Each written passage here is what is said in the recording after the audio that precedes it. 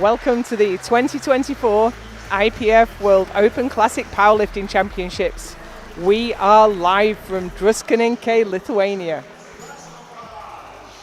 Powerlifting is a strength sport that involves lifting the maximum weight possible in 3 different lifts: squat, bench press, and deadlift. The 3 highest validated scores are added together to determine the total score. Competitors are divided into a series of weight classes, from the women's under 47 kilogram class to the men's over 120 kilogram category. The squat is a multi-joint movement engaging the quadriceps, glutes, hips, and hamstrings. The upper body carries the bar. American Jesus Olivares, weighing 186 kilograms, lifts 2.5 times his weight in a squat, which is 478 kilograms, equivalent to the weight of a show-jumping horse. Frenchwoman Jade Jacob lifts 188 kilograms, over 3 times her weight of 57 kilograms, which means she could lift a racing motorbike on her shoulders. With the feet stabilizing the upper body on the bench press is like a loaded push-up on your back, targeting shoulders, triceps, pectoralis major, and anterior deltoids. In the lightest category, the women's under 47 kilograms, British woman Bobby Butters lifts 100 kilograms, equivalent to the weight of 16 racing bikes. American Jonathan Keiko, in the under 93 kilogram category, lifts 245 kilograms, 2.5 times his own weight, or the equivalent of the weight of a piano. The deadlift targets the abdominal, back and leg muscles, with the hips, quadriceps, hamstrings and adductors, especially in the sumo deadlift. Polish powerlifter Agata Sitko achieved the best performance of all time in the under 69 kilograms category by lifting 248 kilograms, which is 3.6 times her own weight, the equivalent of a pack of 3 rugby sevens players. In the men's under 74 kilogram category, New Zealander Timothy Monigatti deadlifts 331 kilograms, which is 4.5 times his weight, and the equivalent of 36 water packs. American Jesus Olivares lifts a total of 1,152.5 kilograms in his 3 lifts, equivalent to a Le Mans 24-hour car. Powerlifting is an individual sport that is worked on in a community, the quintessential sport of self-improvement and becoming the best version of yourself.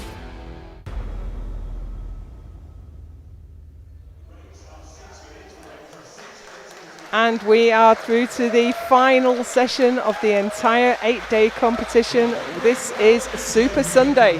We have the super heavyweight women followed by the super heavyweight men.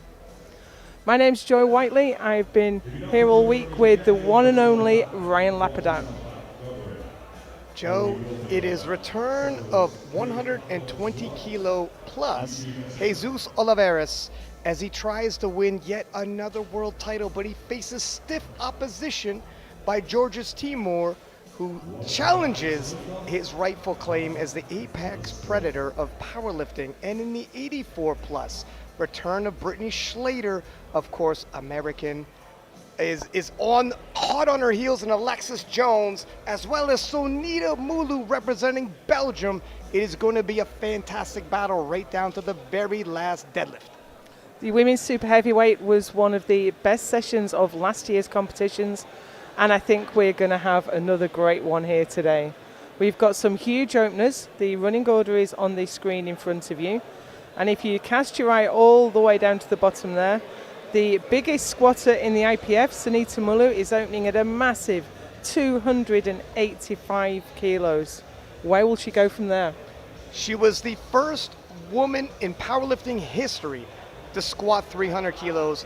Her opening up at 285 is an indication we might see more than that. I think she's planning on a fair bit more than that today. But as you say, last year it was a tight match with Brittany Schlater and Sunita Mullu. And I think that finished just a few kilos apart with Brittany Schlater in the lead. But we have the American Alexis Jones.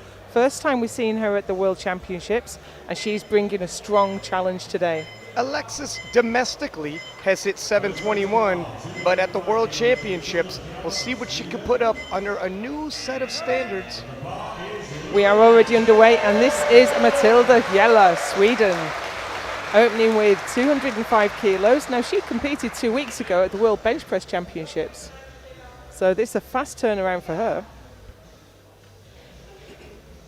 Came away as the Bench Press World Champion.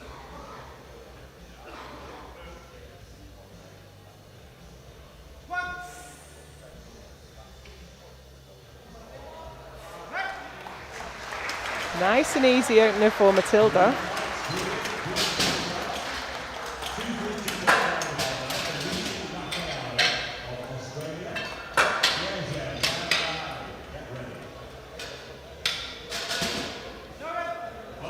And next out we have a new face. It's Luciane Lafayette from Australia. One of 2 Australians in this class. She's opening with 232.5.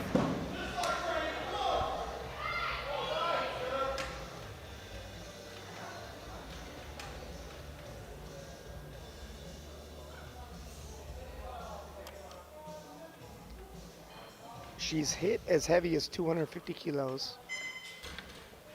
But as you had alluded to, a new face. What can she hit with the international travel, time zone change? That was lovely. But bang on point. And Team Australia has been on point with their attempt selection this entire World Championships.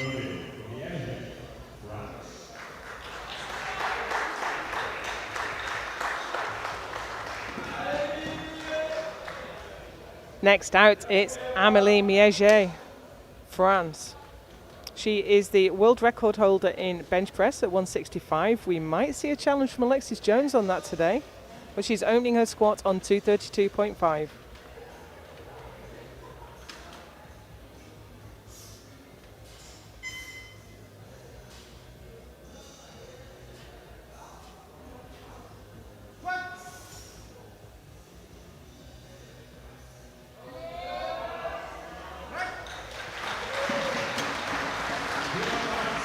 Smooth opening attempt there for Amélie. Another good opening squat. Team France on the board. And of course there's more at stake than usual at this competition. We have World Games qualifying spots for everyone who makes the podium. It must be an Australian out next because the noise levels just took the roof off. It's deadlift world record holder Natalie Lalai. 242.5 on the bar.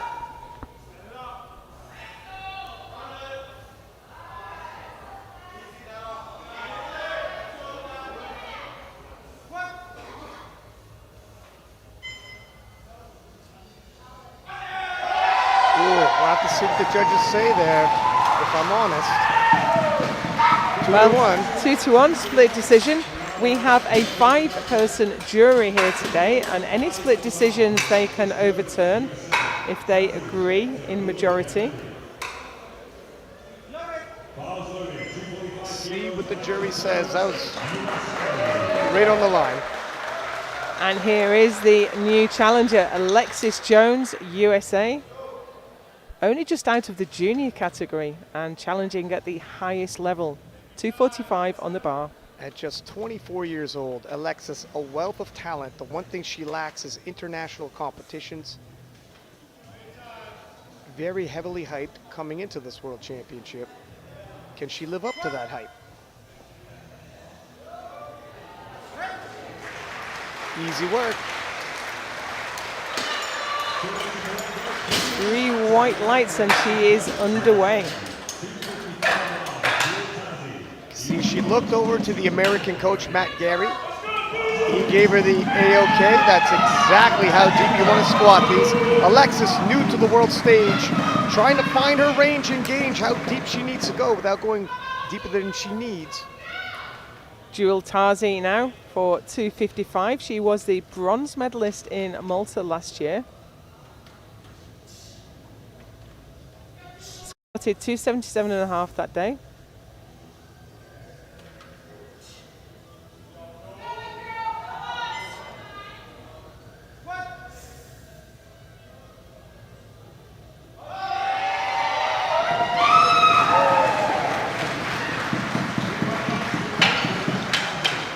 We are seeing a masterclass in squatting from these ladies today. And we are not done with the openers yet. Defending world champion Brittany Schlater is out for 260 kilos. She broke the squat world record in Malta last year, had it taken off her by Sunita, who will be out next. Two-time world champion, battle-tested. Brittany has been in this position before.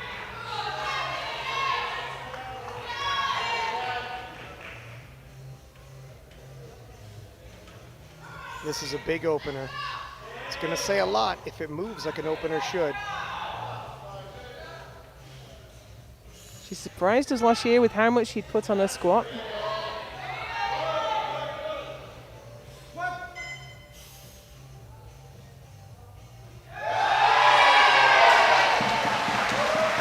What do you think, Ryan? Tiny bit of work to do, but she's clearly got a lot more in the tank. 3 white lights, she's on the board. It didn't move quite as quickly as some of the other lifters. I hesitate to get too, to overthink it too much. We'll have to see how the second looks. They really are backed into her corner, and she's going to have to go up and play in second.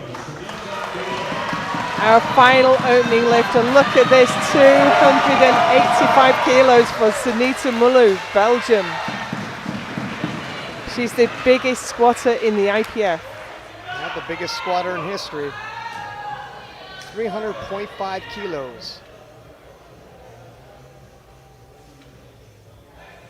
This is the third time of meeting for Sunita and Brittany in recent times.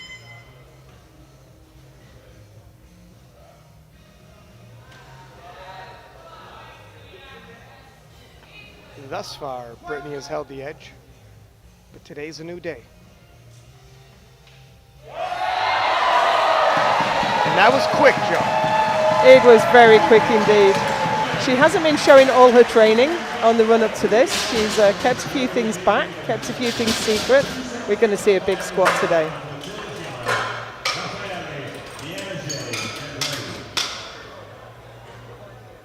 So that's where we are after the first round, with Sunita Muller on 285, Brittany Schlater 260, Jewel Tarzi 255.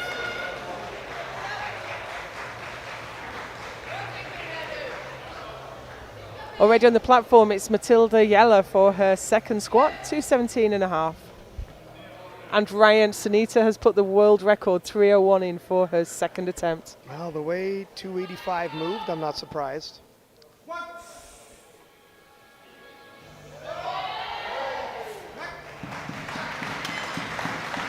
3 white lights for Matilda.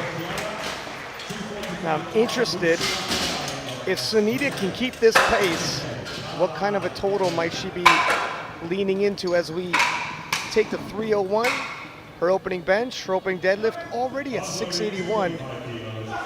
Wow. Lucy Lafayette, Australia for 245. Team Australia beating the drums in the audience.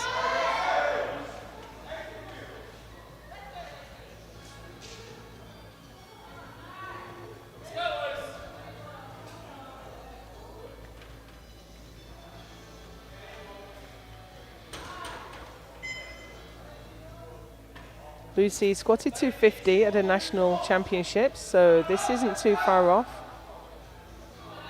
2 years in the game, she's going to have some nice ability to fight through it, although for a second attempt. I'm not sure quite how much of a jump she's going to be able to take to her third. I'd like to see them be a little bit conservative because she's reaching her top end, I think. It's difficult to gauge when a lifter is new to the powerlifting scene. New gains come rather quickly. However, on the flip side, you use a lot more energy when you're nervous, and this is her first world championship. Amélie Miege, France for 245. Not new to the international scene. Has a monster bench press.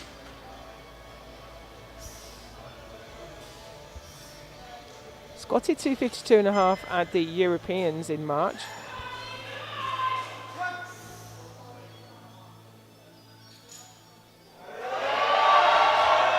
Oh, but that was slow, Ryan.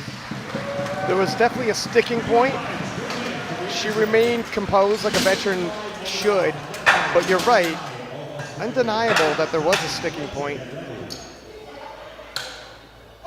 Yeah, never loses form. Interesting to see what Team France chooses for their final squat. So here's Natalie Lalai, Australia for 255.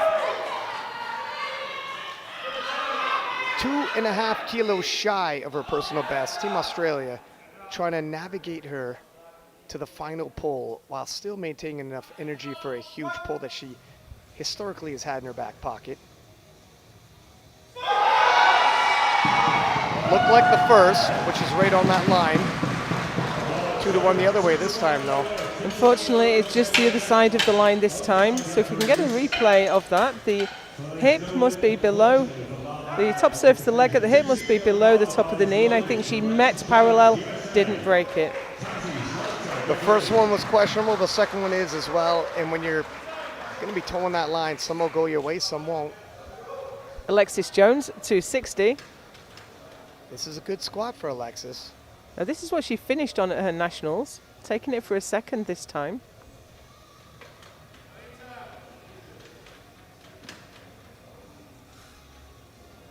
Alexis doesn't have as big a squat as some of the other front runners, but also has a massive deadlift. And a huge bench. Yep, she can cover a lot of ground in the bench and the deadlifts. And that moved well. Oh, she got a yellow from the side referee. A yellow can cover a range of infractions, so let's see if we can spot what the referee saw. I don't think I see anything. No, I don't see it. Here's Jewel Tazzy, New Zealand, 272.5.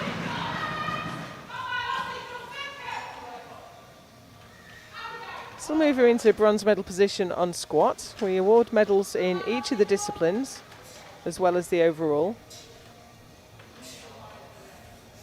Of course, individual discipline medals are nice to have, but the overall is the real prize.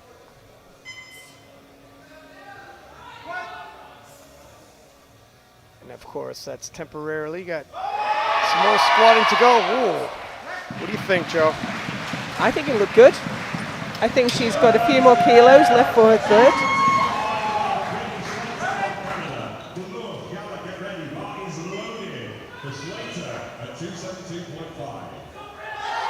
Yeah, maybe another 5 kilos. Here's Brittany looking for 272.5. She's done as much as 285. Did 285 in the Sheffield Championships in the UK earlier this year. She opened lighter than she did at Sheffield, but more than she did at last year's Worlds. Let's see how this moves.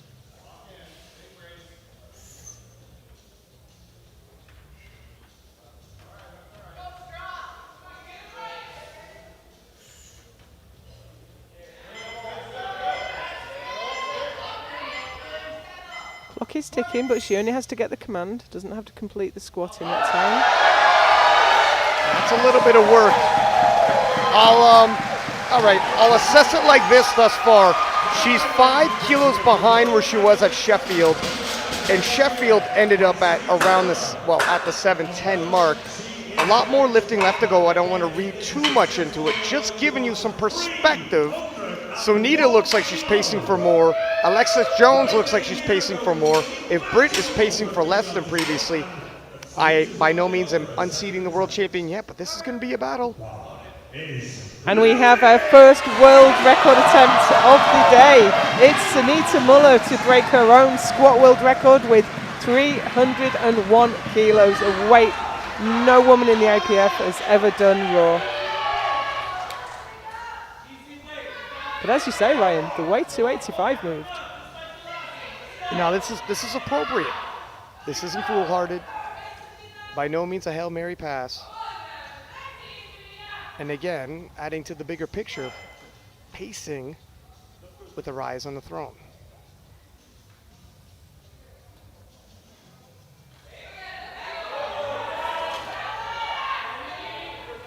Bit of a shaky walkout.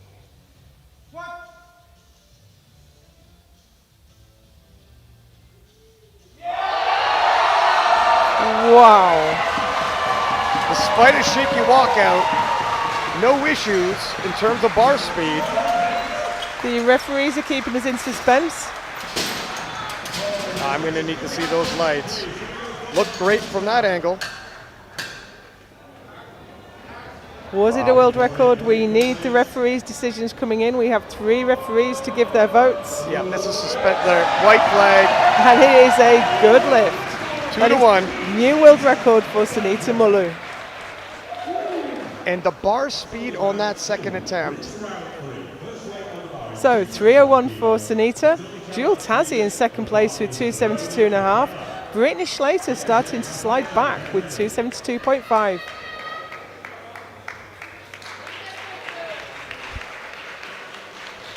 Third round of squats now, and here's Matilda Yalla, bench press world champion, getting under the bar for 225.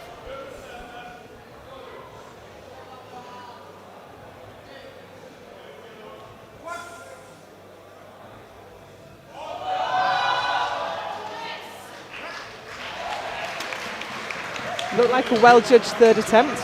Yeah, she scrapped through it. A little bit of a look ahead. Sunita has put in 311 for her third attempt, and it looks reasonable. And again, we have 3 top front runners. Brittany, 280 is below her personal best. Alexis Jones, 275 is above hers. So we'll have to see how bench and deadlift shake up. Well, that's good strategy from the American team, because if Alexis gets 275, she moves ahead of Schlater and Tazzy, and if they miss their thirds, Conceivably, Alexis will be pulling last out of the front runners and have an advantage there as well, but there's a lot of lifting left to go. So here's Amélie Miège, France for 250. oh, nope. Not quite there today. Take a look at the replay for a moment. It appeared as though she's going to battle through it.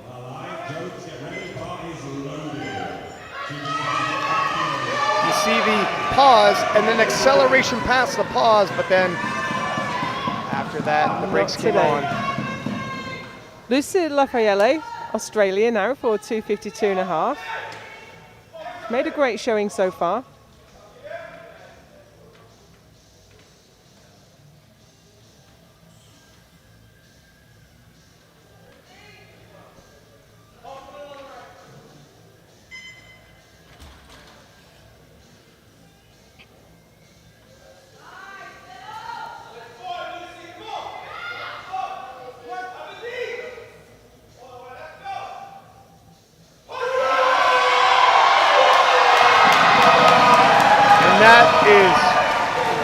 Perfect third and final squat for her by Team Australia. Great attempt selection. I mean, having missed the second, you do have an option of moving up, trying to hold pace with some of the other contenders in Australia, making the correct call. We have another Aussie out next. It's Natalie Lalai. Missed 255. She's going to trade again. Sorry, it was Natalie who missed her second. Mixing up my Aussies here. It was on depth though, not strength. So just needs to sink it a little bit further.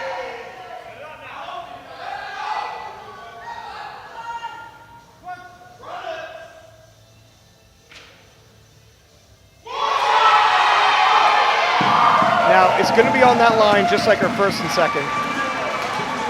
2-1 again, so we will see the jury lean in for the replay now. With her squat style, it's always going to be a split decision. That's on the line. So far, no jury intervention. And here's Alexis Jones for 15 kilos more than she has done on the platform before.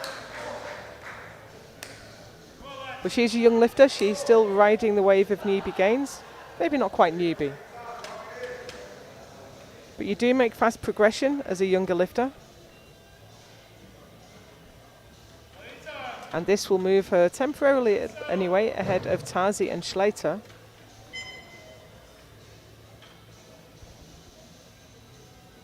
Yeah, Alexis has actually hit 276.5 previously. Okay. But she's on pace to just be 1.5 kilos below. Of course, for her to do any more than that, it'd have to be a 2.5 kilo jump. I think Team America pacing her well, because the day that she squatted 276.5 is the day that she put up 721.5. Right. And that is scary if she's pacing for anything like that today.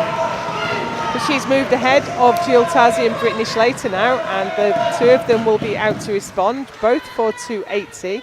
Here's Jill Tazi.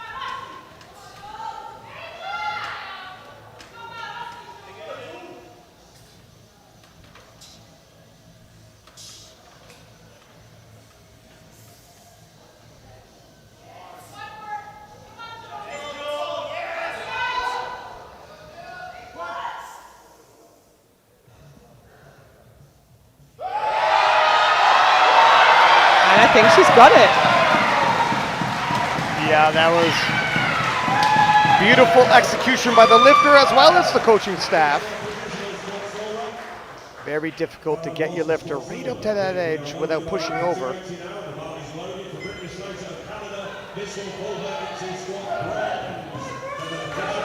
For the same weight is the defending world champion, Brittany Schleiter. She has squatted this before.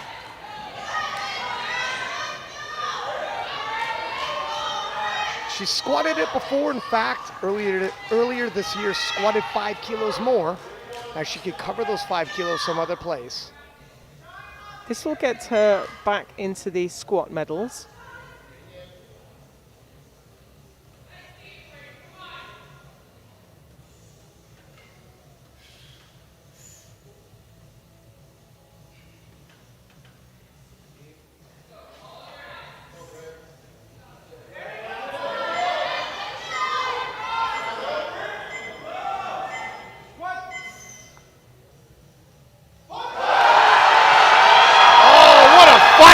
Canadian.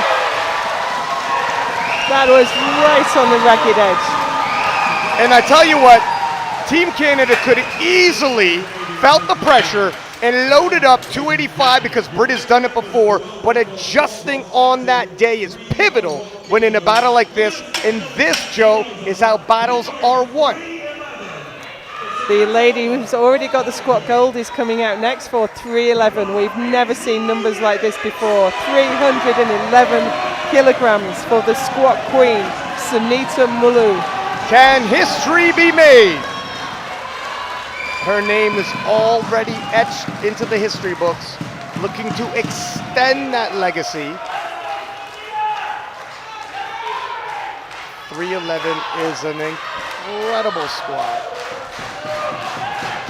But if you'd looked at her 301 without considering the absolute load, you'd say she had another 10. Yep. If we block out the numbers, it's a difficult task to look past 311. But she's gonna have to.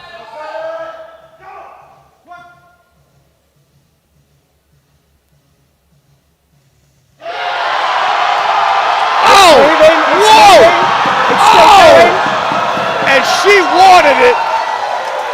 Had to change gears several times on the way up. That ground to several halts. Stopped dead right there, and again, but she got it moving. There was several times in there So, Sunita Mullu breaks the squat world record twice, takes the squat gold. Jewel Tazi, squat silver. Brittany Schlater, squat bronze. Fantastic results there, numbers that we have never seen before.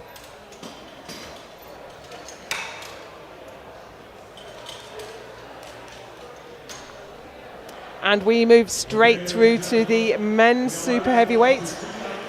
Yeah, if you like squats, you're gonna love this. Jesus Oliveras opening with 425 kilos, but it should be noted, Timur, junior world champion, now showdown with the open world champion, starting off with 400 kilos. His squat has been flying recently. He's hit as high as 421 in prep for this day.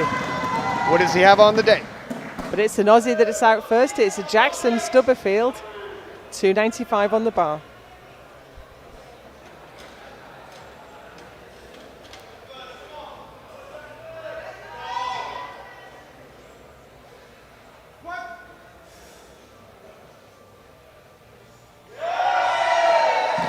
Oh, that was so fast it tripped him up. That step back cost him. And when you have your first squat of the day, you're just trying to get on the board, and the anxiety is released, and the entire opposite happens when you take a step backwards, metaphorically and literally right there. That's a shame for Jackson, but I'm sure he'll nail it on his second. And we have Eric Willis from Canada out next, looking for 300 to start his day. Solid lifter Eric Willis won the World Championships at the 120 kilo class back in 2018 when the World Championships were hosted by Canada.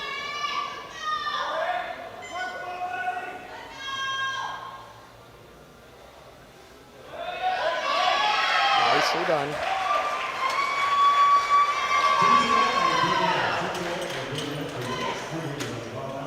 Depth call from the front, but it looks very different from the angle you're viewing, and side referees were happy.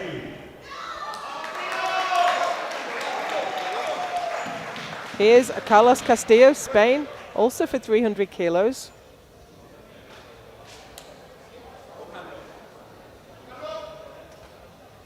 Lifting in his first World Championships. He's done the Europeans before.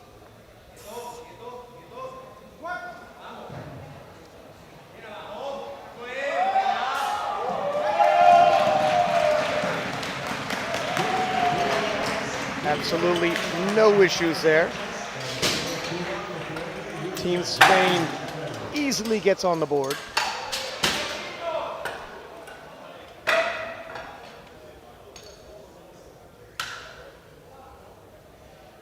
Home nation hero next is Tadas Gečas, Lithuania. 305 kilos on the bar. Actually a masters lifter, is into his 40s.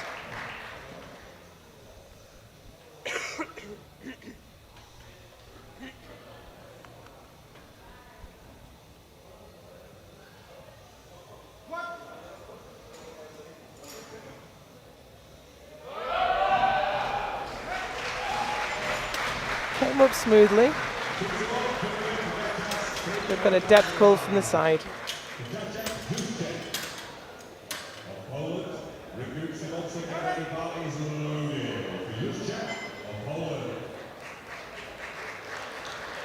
Two to one, he's on the board. And next out, it's Jacek Juszczyk, Poland, for 305. Jacek has previously hit 325 in competition. 9-year veteran of the game. Expecting 305 to get him on the board. Moved as expected, Joe. It did. It looked like a hybrid squat, really. It's got a low bar position, but the style of it looked like a high bar squat, very quad dominant.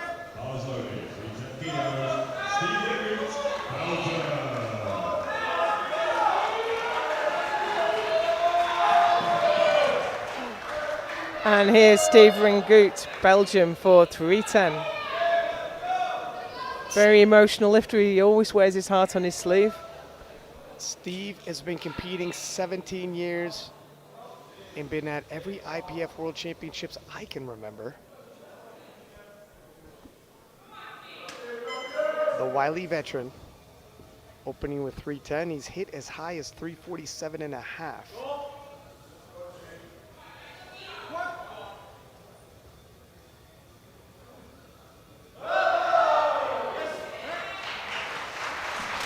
Good start for Steve. I'm not sure if there's a pain. There is a pained look on his face. Uh-oh. He has struggled with injury. That's not encouraging. Right here.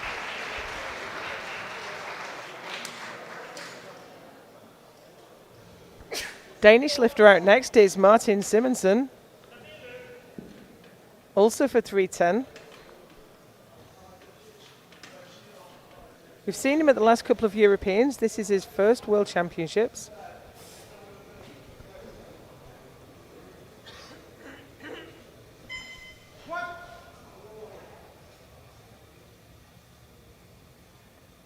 Depth looks good. Wow, okay. You know, you never know what to expect from somebody. If they'll be overcome by the moment. First World Championships, rather large platform. Handling the pressure well.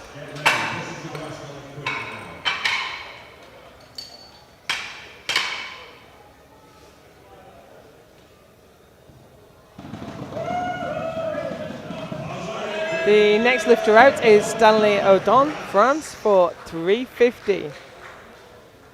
Now, we've seen him at the Europeans, first World Championship. Stanley has been making such quick progress.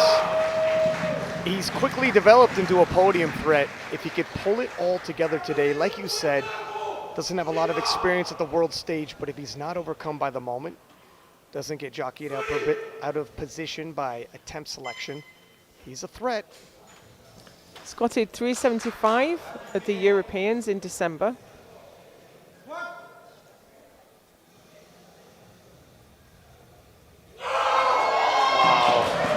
Depth for sure. Convincing. And although we haven't seen appearance at Worlds, he's a 7-year veteran.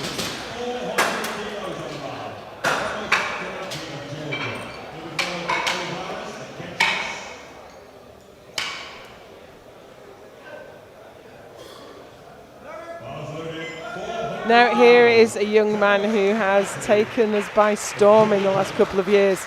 It's Tamer Samkaradze, Georgia, opening with a massive 400 kilos. If anybody can press Jesus, it's this man, the reigning junior world champion. He's hit as high as 421 in prep.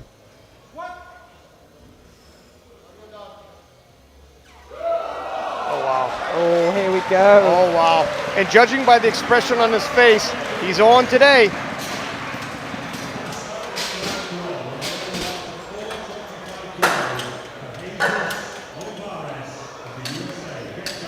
Look at the depth. Absolutely no question. Some heavyweights struggle with depth. Timur does not have that struggle.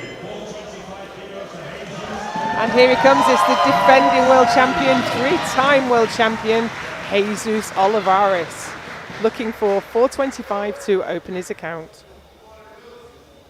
He's on the hunt for title number 4.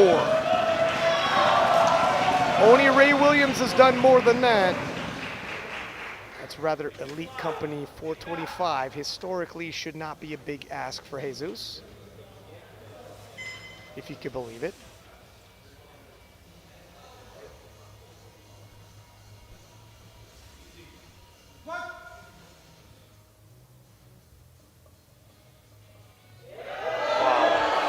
That was quick. Here's the squat world record holder of 478. There were questions about Jesus and the condition he might be in today. That doesn't answer all of the questions, but certainly gives some indication. If he's not in top form, he's not far off. After the first round, Olivares leads with 425 from Sam Karadze on 400. Odon is on 350.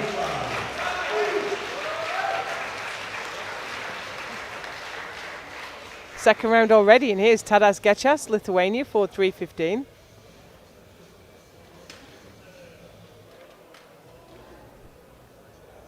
Jesus previously opened at 425 at Sheffield, and 455 was his second. Looks like he's repeating that. But this pace probably a lot quicker. Interesting to see how it all unfolds.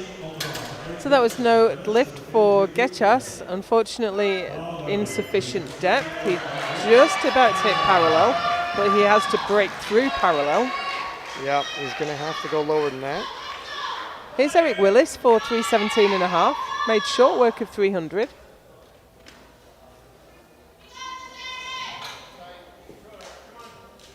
He's gone as heavy as 340.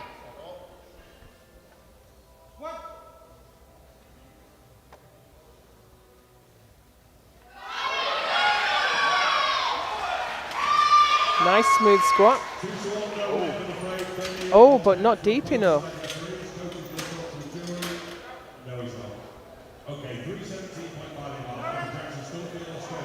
Yeah, parallel. Yep, that looks a little bit high. Now look at this, Ryan Jackson Stubberfield missed 295. He's gone all the way up to 3:17.5. And this is a bold move. 290. Wasn't on strength, he stumbled.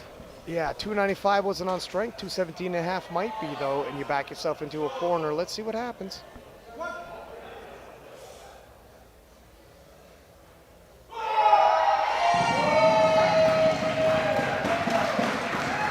Yeah, I was a bit concerned about the depth, and it has been turned down for lack of depth.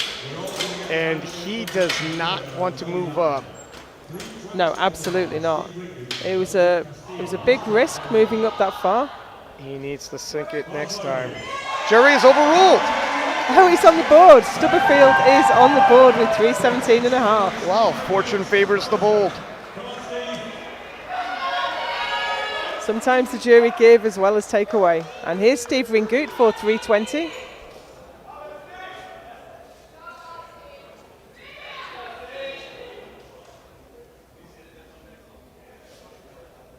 Now Steve left the platform after 310, pained expression and slightly hobbled. He's gonna have to dig deep for this one.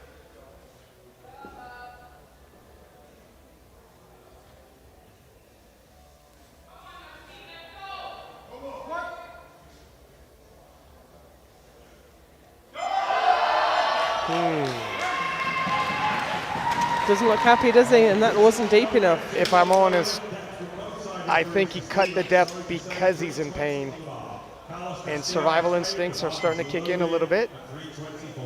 And I'm wondering if he's going to be able to hit depth with that kind of weight, with whatever he's suffering.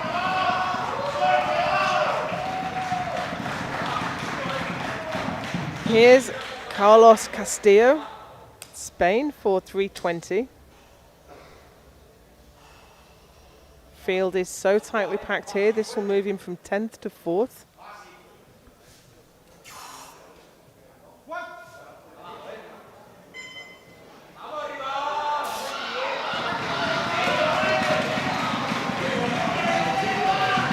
Nice and easy squat. Got a fair few kilos to go up for his third. Spain collects another 20 kilos towards her total. Here's Jacek Juszczyk for 3:20.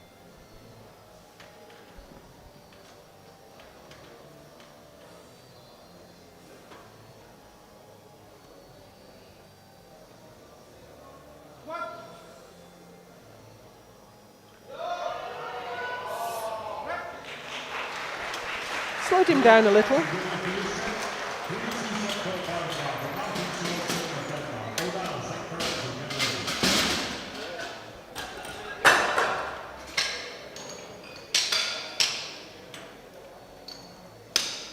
It's been a rather interesting second round, 6 attempts, and we're at a 50% success rate.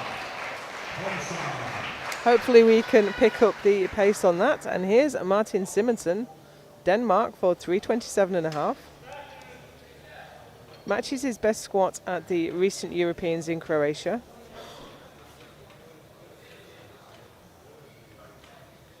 This is equaling his previous personal best.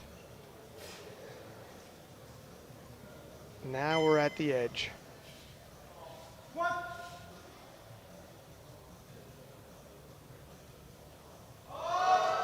Oh, but perhaps he's moved the edge further out with prep. Nicely done. It almost looks like an equipped squat, the amount of rebound he gets at the bottom. Very careful down into the hole, and then shoots up to the top like a rocket.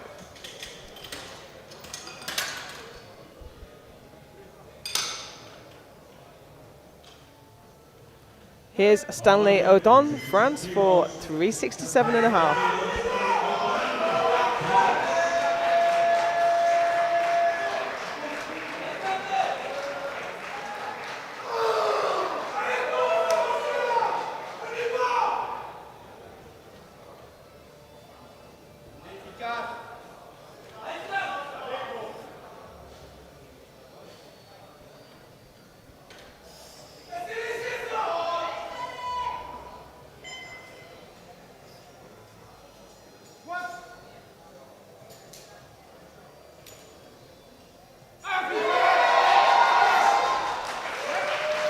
That was a bit of a fight.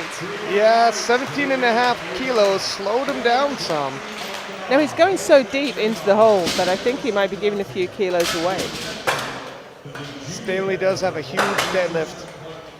He could pull back a little bit on his third attempt, take a smaller jump, cover a lot of ground in a deadlift event. Waiting in the wings is Timur Samkaradze, Georgia. 420 on the bar. So just how close is this battle between the junior world champion and the open world champion as it stands right now? Looking at the forecast, only 20 kilos separate these men, 1060 and 1040. And when you have that many kilos, 20 kilos is one attempt in the deadlifts. Very close battle. I would say Jesus takes bigger jumps, so might extend as we go along. Or fall back. Wow. 421 is what he hit in prep. This moved even better than it did back home. I'd say 425 is there. Yep. I think he would probably go for a bigger jump than 5 kilos there. I think in the super heavyweight class, I did probably 7.5, maybe more, maybe 10. Maybe 10.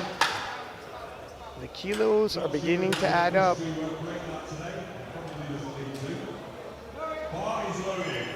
And here he is. He has been billed as the strongest powerlifter alive. It's Jesus Olivares for 455 kilos. By the numbers, Jesus Olivares is the strongest human in history.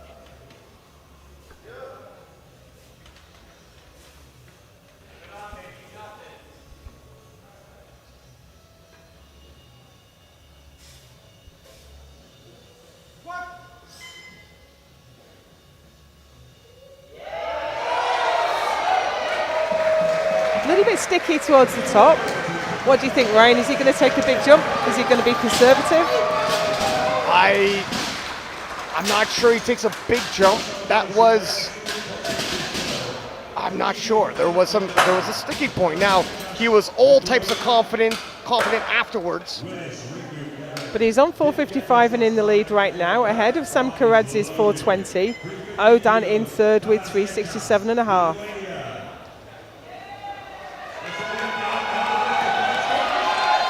Third round already, and Ryan, how fast is this moving?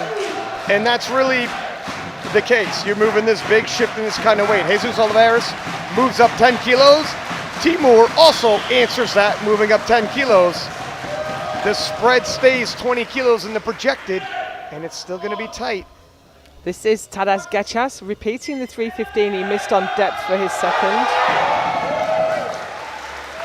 Let's see what the refs make of that one. 2-1, a good lift.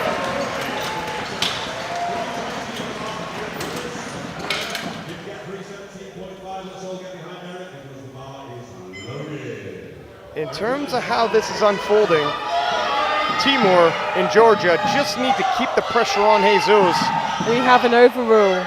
It was no lift for Getchas. Well, that happened last time as well. Depth needs to be convincing at the World Championships. Here's Eric Willis, missed 317 and a half, gone up to 320. He can hit this. That's better depth.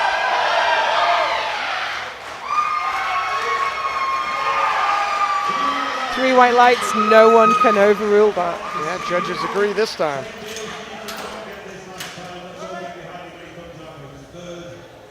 That was definitely a more convincing depth than the second attempt. And here's Steve Ringoot, also repeating the second attempt that he missed, also on depth, 320 on the bar. And it looks like something seems to be plaguing him injury-wise. He was in pain for his opener, but able to battle through it on his second. A little shallow, almost as if to avoid depth, which might be bringing on a whole lot more of that pain and possible furthering the injury. Let's see what he does here. Still has bench and deadlift to go.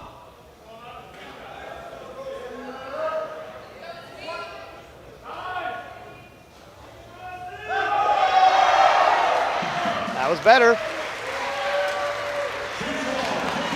2-1 in a good way. 2 white lights is good enough. Yeah, he's got heart.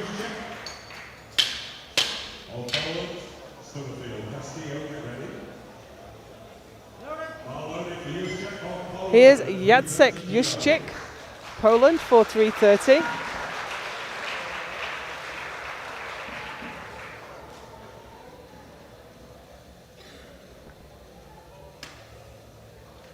Five kilos beyond his previous personal best.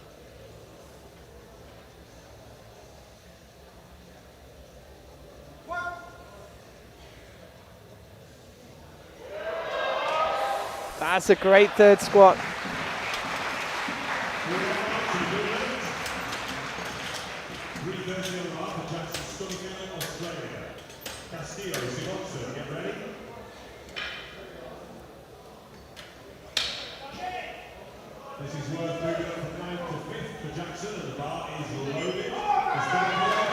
Jackson Stubberfield, he's had a bit of a checkered time of it so far. He's got 330 on the bar now. Let's see if he can make it with no drama this time. 295 called on depth. So was 317.5. The jury intervened. He got a second, and here we are. His first one, he stumbled. He just sort of stumbled at the top. Oh, that's right. He gave it away with a stumble.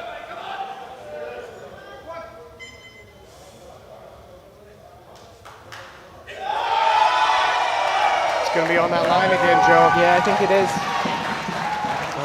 It's the wrong side of the line, but the jury gave it to him last time, so let's see what they make of it this time. Kelly is approaching the jury for a quick conversation. Yeah, one side looks better than the other.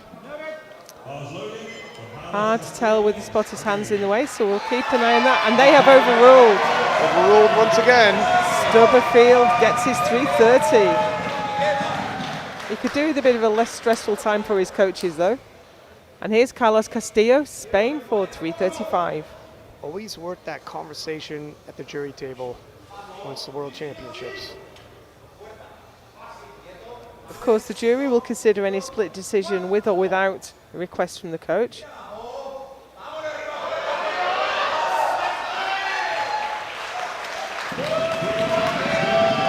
Three white lights, a good lift for Castillo.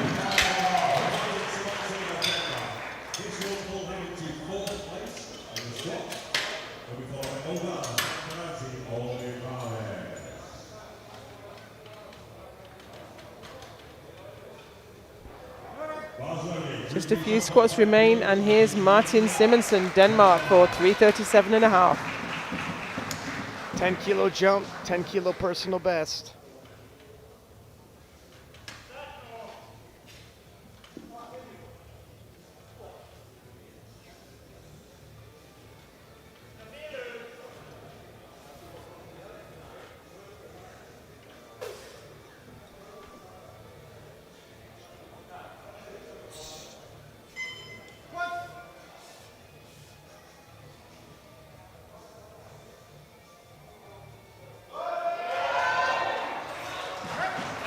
Looks good to me.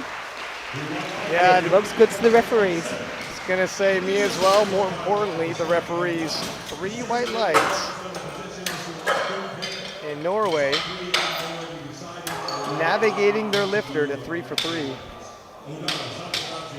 Denmark, sorry. Here's Stanley O'Don, 372.5. Just a shade under what he did at the Europeans. His second, he had to put some effort in on his second though. So let's see how this moves.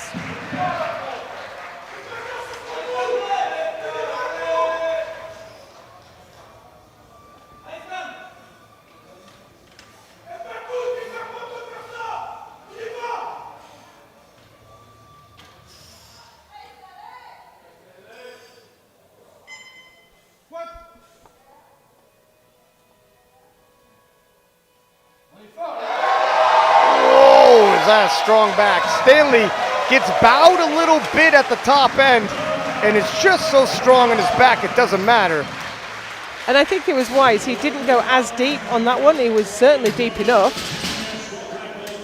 Look at his chest caves, but that's a strong back and a little bit of an indication how huge his deadlift is. Wait for that. Now look at this. This is a world junior record for Tamer Samkaradze. 430 kilos. 420 moved well, 10 kilo jump. These are some pivotal kilos. And this is Jesus Olivares' junior world record. While it's the first stepping past Jesus Olivares. He's a big man to step past. That's a fact.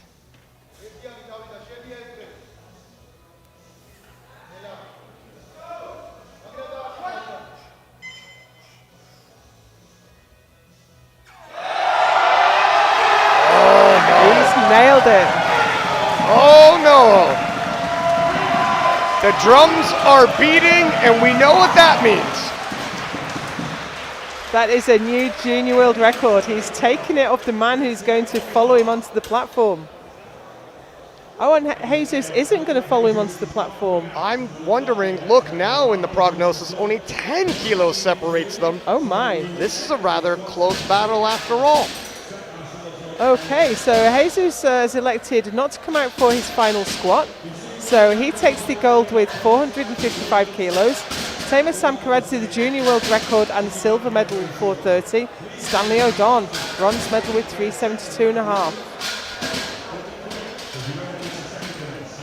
We are going to take a short break now, and I hope you'll join us back here for bench.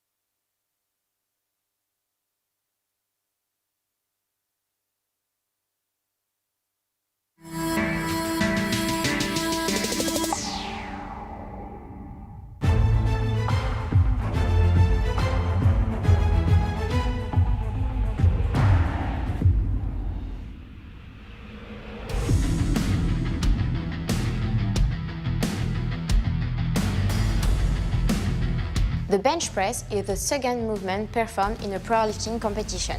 It's a movement that mainly uses upper body strength. A slight back arch is authorized and allows for a stronger and healthier shoulder positioning.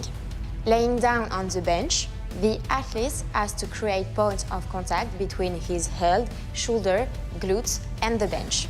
His feet has to lay flat on the ground with the heels in the contact with the floor.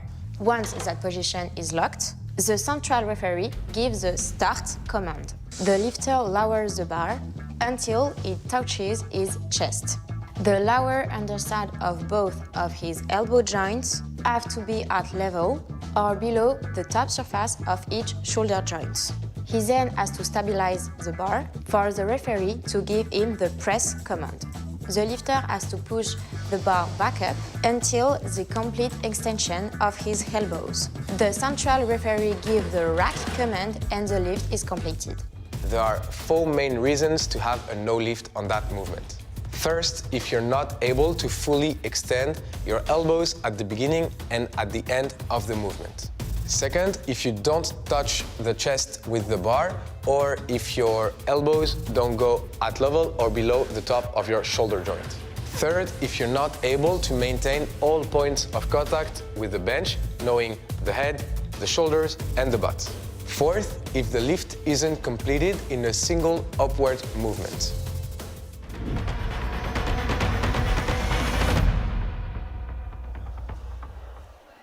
Welcome back. We are through to bench press.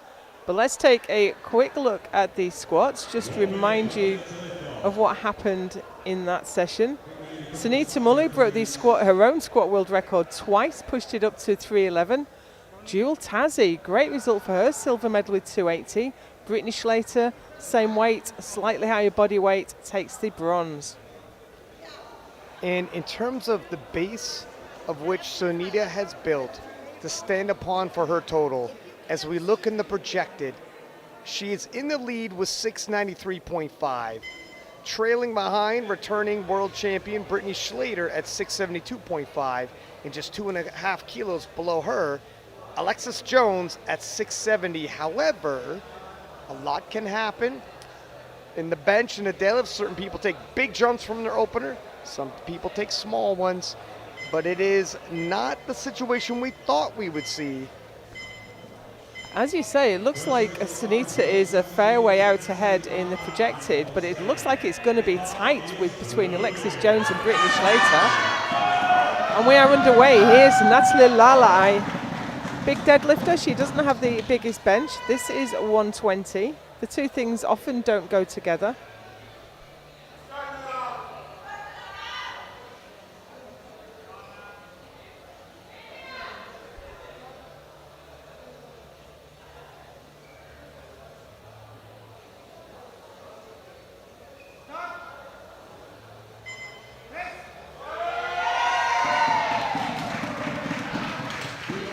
Nice looking opener, gets her on the board, and that's what you want your opener to do, really. It's just about registering the total, making sure you can go forward in the competition, and once that's on the board, you can start adding some kilos.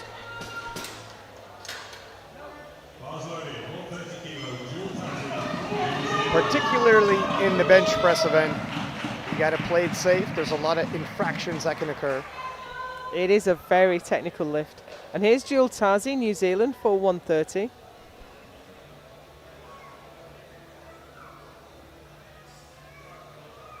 This is more than we've seen from her on the platform before. Bench training must have gone super well.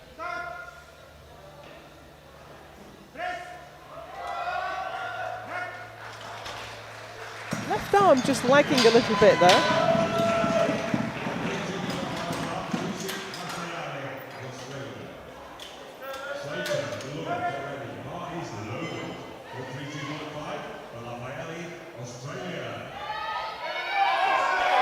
Here's Lucy Lafayette, Australia, for 132.5.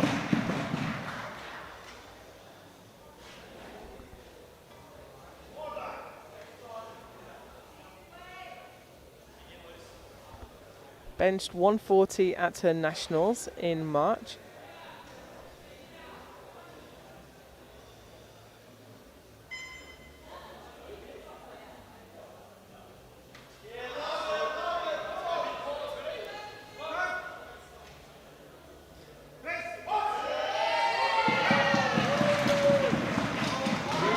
bright lights. She's on the board, and while competing at the World Championships may be new for her, her coaching staff has been here before, guiding her through the way with good attempt selection thus far.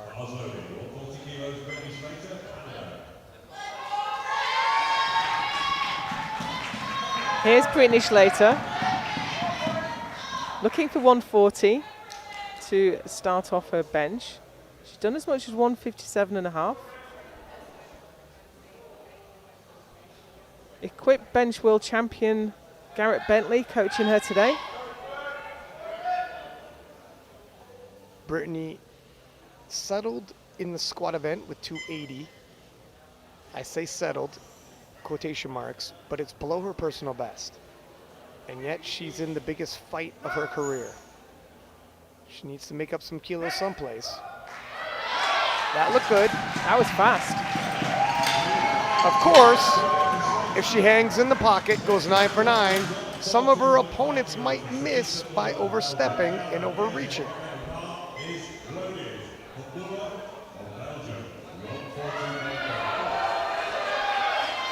Next out, it's Sunita Mullu, and this is a huge opener for Sunita, 142.5. She's got a huge squat, she's got a massive deadlift. Traditionally, she hasn't had the biggest bench, but she's opening high here. Is it ambitious, overly ambitious, or right on point? Best she's done on the platform so far is 147.5, but she blew past her squat PB. Maybe she'll do the same on bench. Wow. Oh wow, that was not ambitious. That was a great looking opener. And Sunita is looking on point. Last year, she was flying through squats and bench, slowed a little in deads, experienced some calf cramps. So we take this understanding there's a lot of lifting to come in the next event, as well as this one, to be honest. Now here's Matilda Jalla, Sweden, for 145.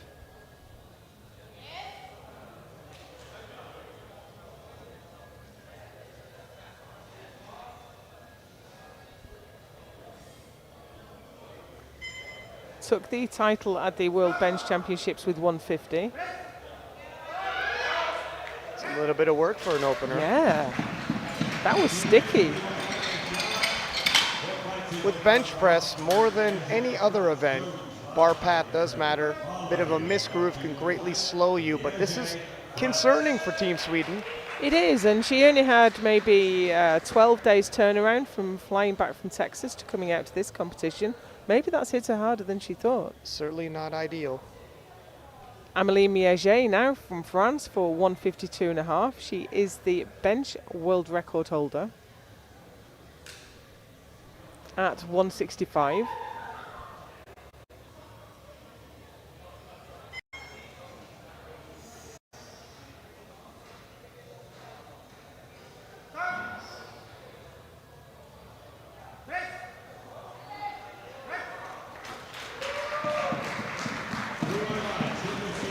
No notes on that one, that looked good. Mergier has a big bench press. She's broken the world record before, but in this particular day, Alexis Jones threatens her dominance in this event. Speak of the devil. Here is Alexis Jones just explaining to the platform crew what she needs from a handoff. And she has benched 172.5, which is just an unbelievable number. This is 152.5.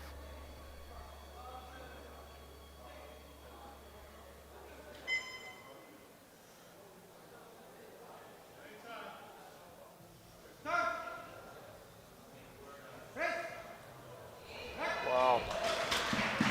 Game on, I think she'll be coming after Miaget's bench record today. Yeah, I'd be comfortable with Team USA loading up even 10 kilos, which is an awfully big spread in the bench press event. But Alexis Jones is a bencher, the likes of which we may not have seen before.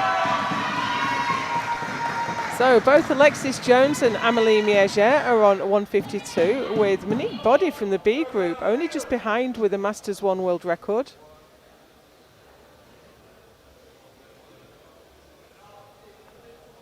And Natalie Lalai is already on the bench for 125.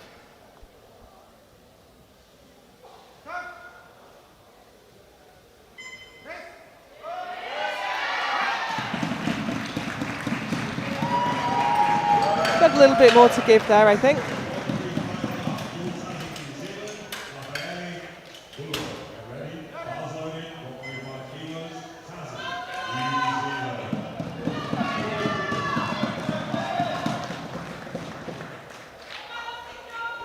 Here's Jill Tarzi. She's gone up 5 to 135.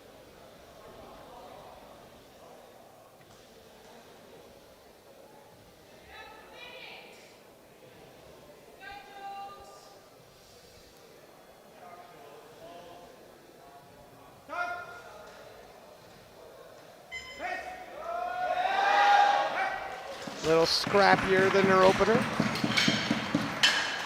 Yeah, I would wonder how much more she's got in the tank after that. She gets that pop off the chest. She sinks quite a long way.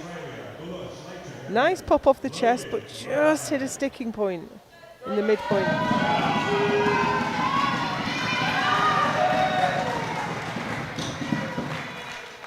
Lucy Lafayette, Australia for 140.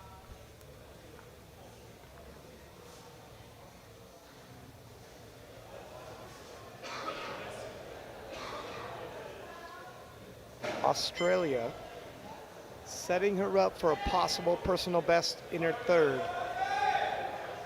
She's gonna have to get by 140.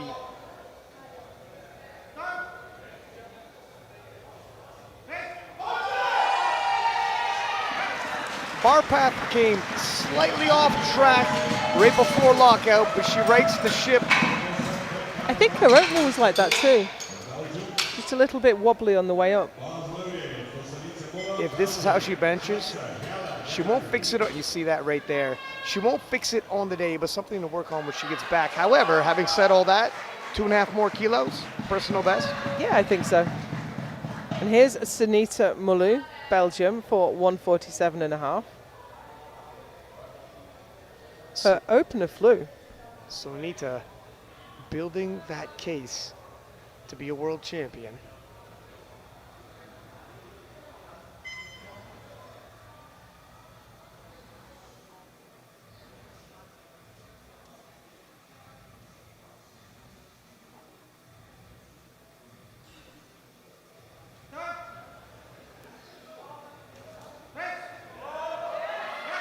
That looked like her opener, Joe. It looked just the same. Five. I think she's doing well to take the smaller jumps, though, collect all those kilos. She doesn't want to leave anything behind. 5 kilos barely slowed her any. Take a look at this. Another 5 kilos. Now here's Brittany Schlater. Brittany's gone up 7.5 to 147.5. Brittany has hit as high as 157.5.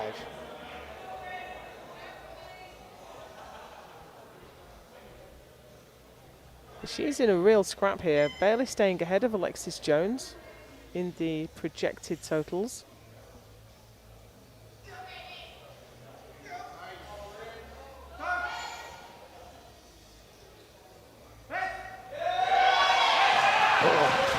It moved well off the chest. There's some weird movement at the top at lockout. We'll take a look at the slow-mo replay. A little wobbly here, and it doesn't reappear off the chest, but at the top you'll see, whoa, some movement. A little unsteady. Matilda Yeller on the platform right now for 150.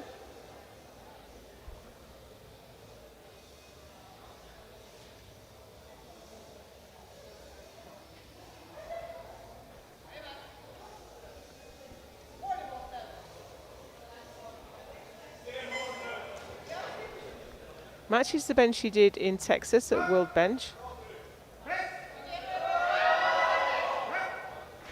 don't think she got too much more though.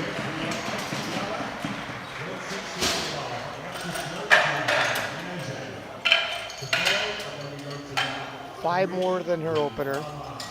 opener was a bit of work, and we talked about that turnaround she had from the bench press world championships to this one. Long haul travel does tire you out. And here's Alexis Jones for 160.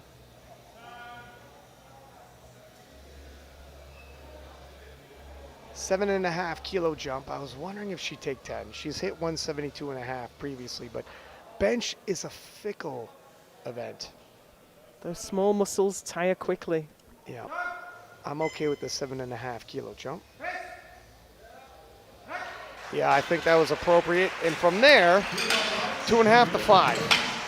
I think 5's there. Okay, I'd take 5. don't have to twist my arm.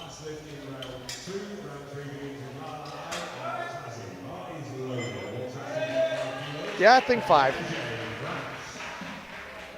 Amelie Miege, she took a 10 kilo jump up to 162 and a half.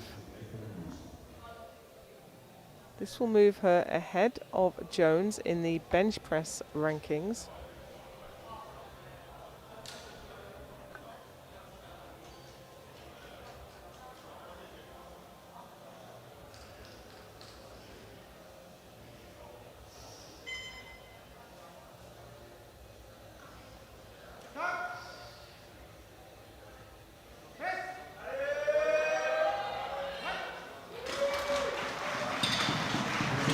Bit wobbly on the way up, but a good lift nonetheless. I think we're going to see world record attempts coming up in the 3rd round.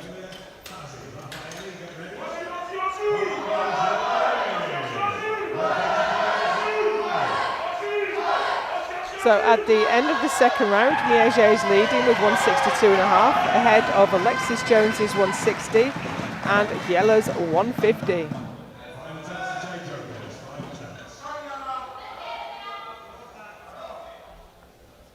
Natalie Lalai already on the bench for 130.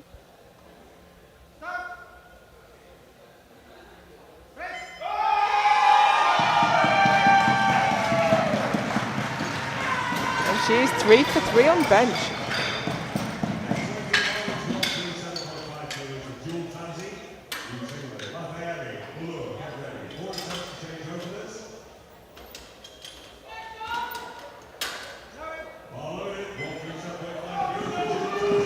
As Jewel Tazzy approaches the platform for 137 and a half, I can see that both Alexis Jones and Amelie Miege have put in 166.5 for their 3rd attempts. Both world record attempts.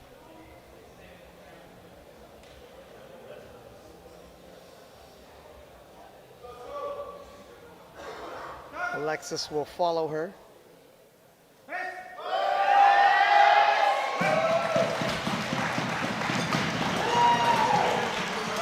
And I think that 2.5 for Jewel was exactly the right move.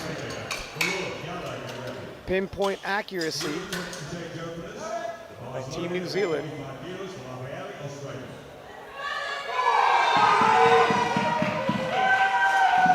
Lucy Lafayette, Australia now for 145.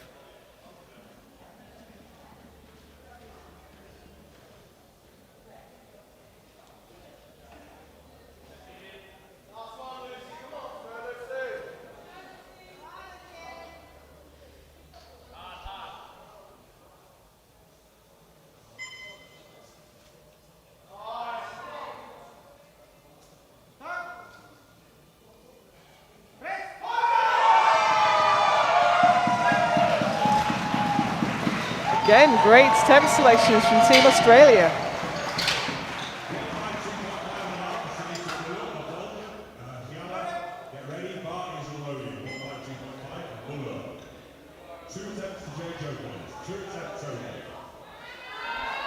Sunita Muller now, she did indeed take a 5 kilo jump. This is 152 and a half.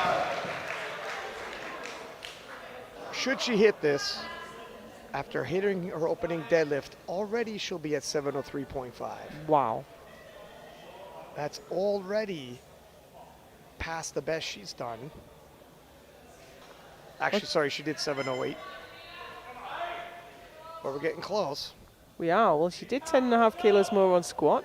She gets this. This is an extra 5 on bench, accumulating those extra kilograms.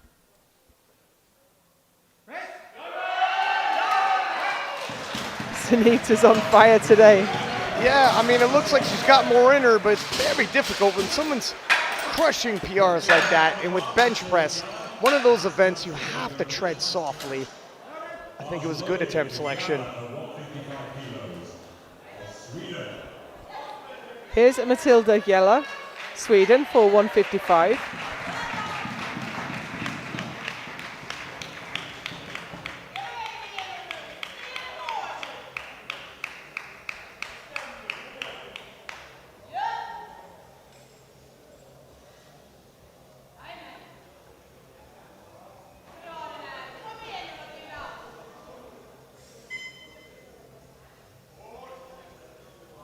This will move her up to bench bronze for the moment. Still another, no, it won't.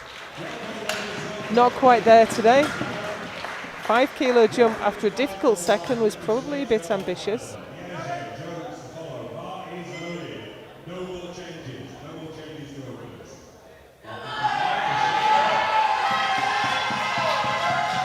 Now here is the defending world champion. It's Brittany Schlater for 155.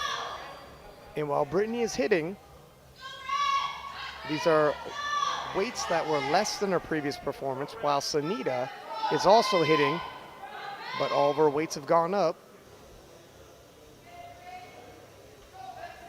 Could the tide have turned this time? Third time these two have met in the last year, 18 months. However, last year, deadlifts were challenging for Sunita.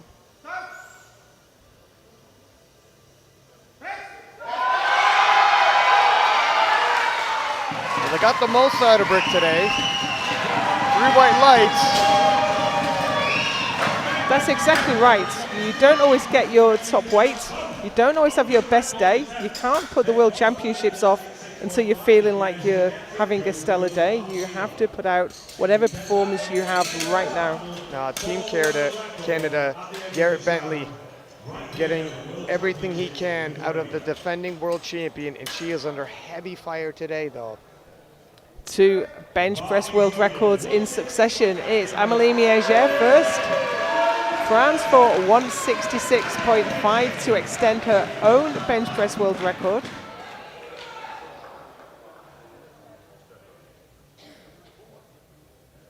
She has been nudging this record up for quite some time.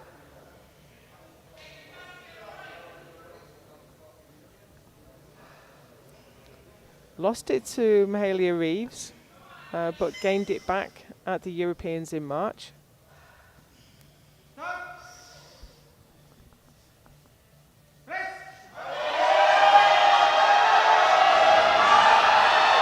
Wow, how has she locked that out? I don't know what the referees will make of it. 2-1, it's good, and that was an incredible fight. So let's see that back from the front. Look at this. Stop, she flares her elbow, she flares again. Yeah, that got wobbly quick. An action-packed final attempt. The very definition of right on the ragged edge. So, Alexis Jones' attempt automatically goes up to 167 because 166.5 is no longer a valid attempt. The 160 looked good. She's done more than this in the past. Yeah, unfortunately, looking at the projected opposition, usually that chip and play will make them have to go up. So 167. Alexis Jones pacing for a big total. She's got a big deadlift on her.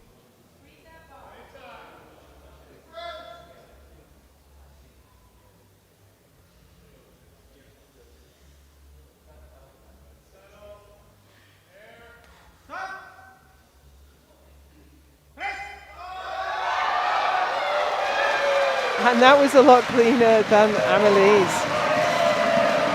3 white lights, and Alexis Jones tells the crowd, I'm here. Takes her very first IPF world record. Sure it won't be her last. So Alexis Jones nips ahead, takes the bench gold and the bench press world record ahead of Amélie Miégère. who takes the silver with 166.5. Schlater takes the bronze at 155.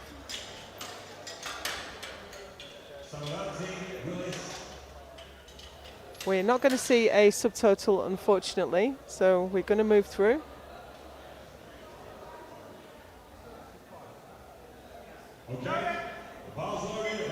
And we move into the men's 120 plus category with Tadas Gečas, Lithuania, opening with 182.5.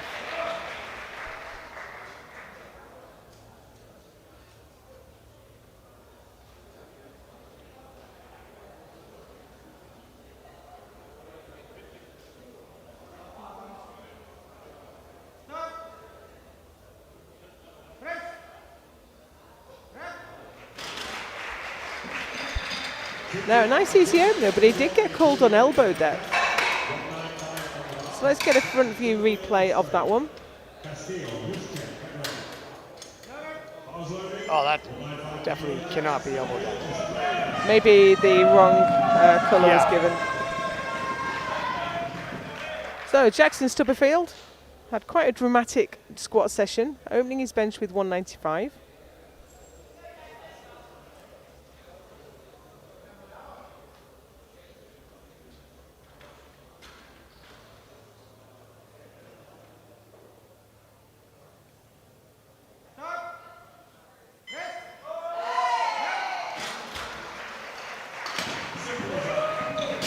Got off to a less stressful start on his bench.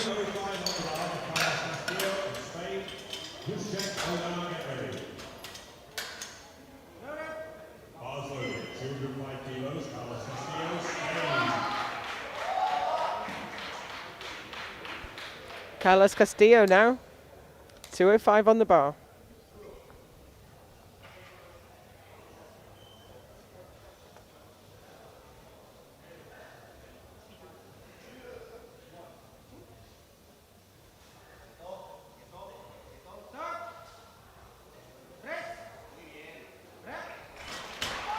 Easy. Nice smooth opener for Team Spain.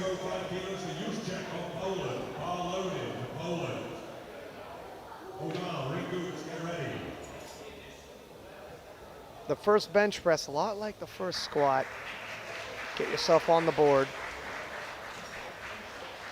Jacek Juszczyk, Poland, looking for 205 to open his account. Previously having hit 222.5. This would appear as though it's an appropriate opening weight. Moves like it should.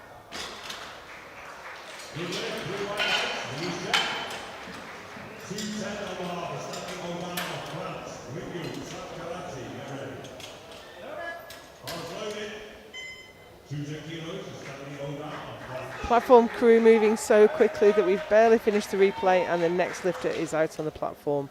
It's Stanley O'Dan, France, 210. We've seen shorter primetime rosters at 10 lifters. Still a quick pace. I think last year's was quicker for the men's. That'll bode well for these rather large gentlemen shifting rather large weight. That went off like a rocket for Stanley O'Dan.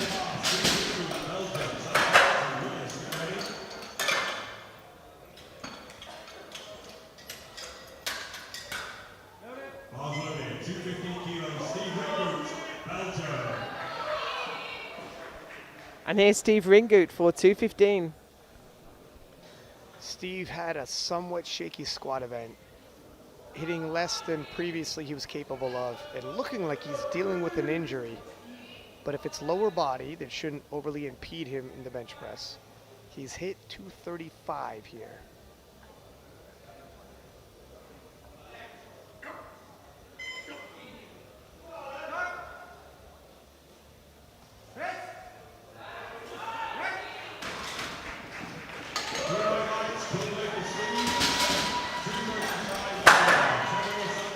Isn't exactly a pep in his step, but he's not pained either.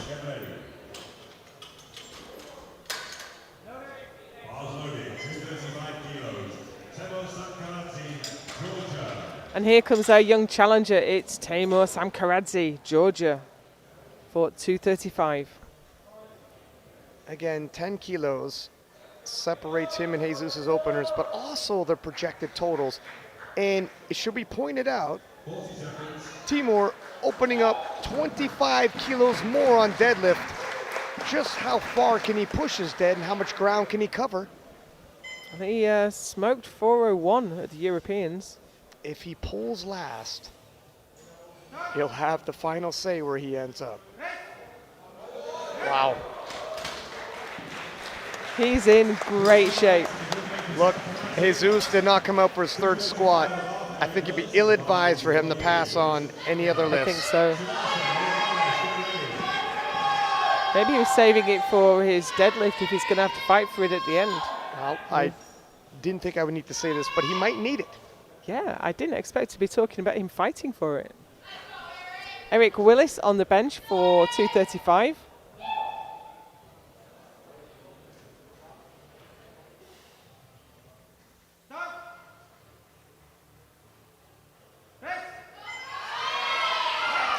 Smooth.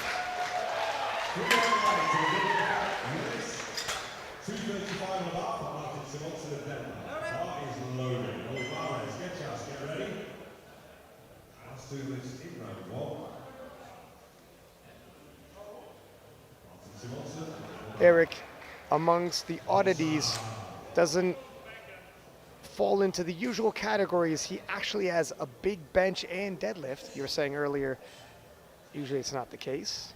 I think Jesus has got big lifts across the board. Wow, that's a nice advantage. Martin Simonsen, Denmark, 235.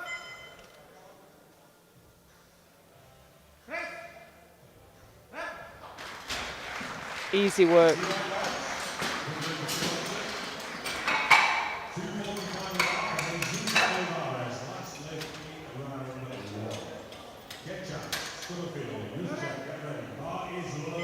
One opener remains, and Ryan, 245 is quite a conservative opener for Jesus. And should have come to this, and I'm surprised I'm having this conversation, but Timur is considerably lighter if they tie on total.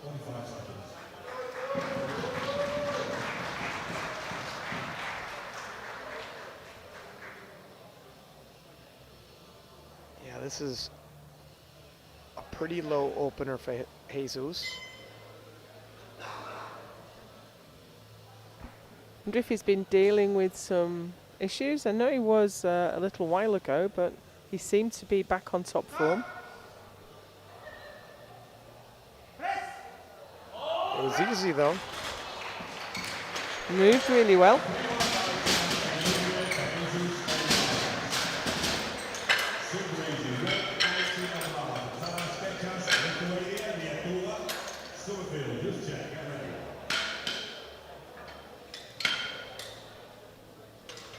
So Olivares leads in the bench with 245. Eric Willis and Taimur Samkaradze and Simonsen on 235.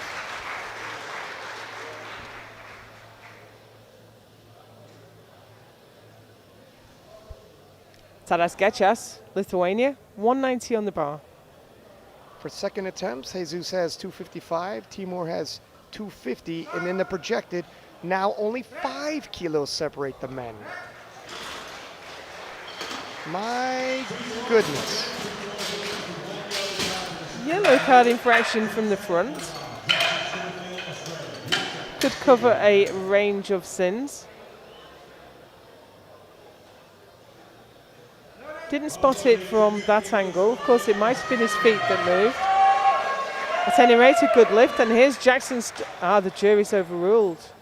Now, they've given a blue card failure on the overrule, which can be either for downward movement of the bar or for lockout. At any rate, it was no lift, and here's Jackson Stubberfield, Australia, for 210.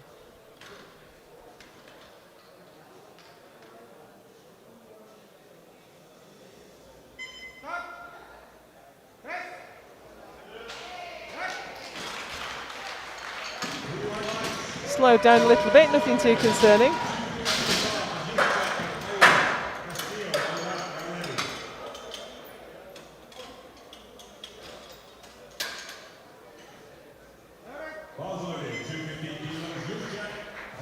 And here's Jacek Juszczyk, Poland for 215. Take the 10 kilo increase.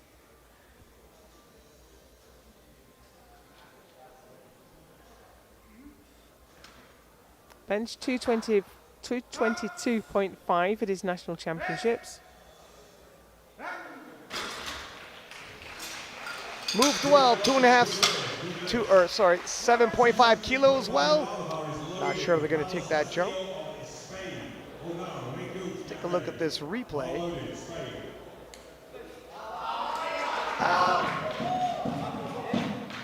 It's difficult to say. Hard to read. Yeah. Carlos Castillo, Spain, 217.5.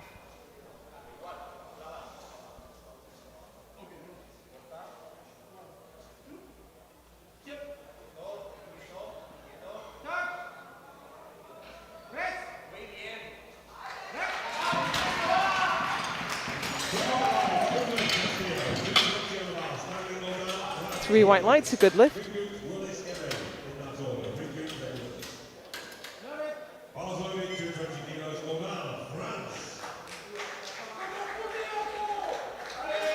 Here's Stanley Odon, France for 220. He's pacing well for the overall bronze medal. He's going to have to keep his eye on Eric Willis, who is creeping up from behind.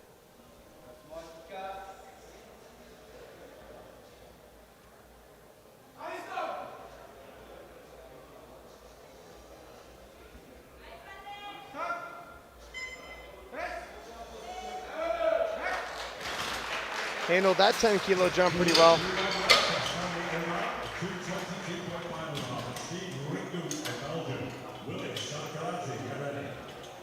Let me know if you like this elbow depth. He's almost scraping on the carpet. Steve Ringoot now, Belgium, 222.5.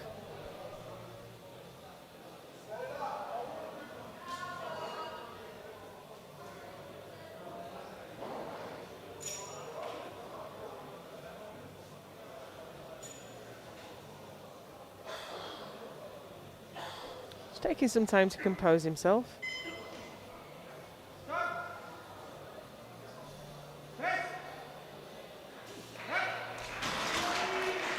Easy work for Steve.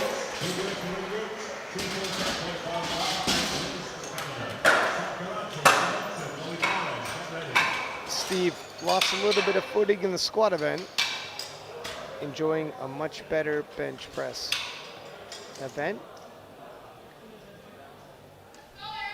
Here's Eric Willis. This will move him into the lead on bench with 3 lifts remaining in this round. But he is also challenging for the overall bronze, so he's going to want to squeeze every kilo he can out of his bench. Eric's a big presser. He's previously hit 250 kilos. We're getting close to that.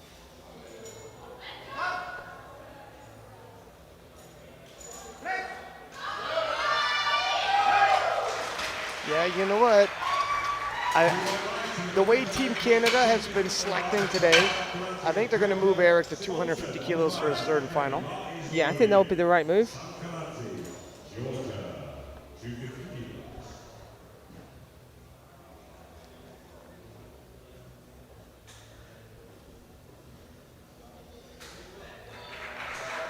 Here comes Teemu Samkaradze for 250. This will be a PB on the platform for him. It'll also, once he hits his opening deadlift, already put him at a total past anything he's previously hit. Talk about a banner day when he needs it. This is how you surprise people. Okay, well,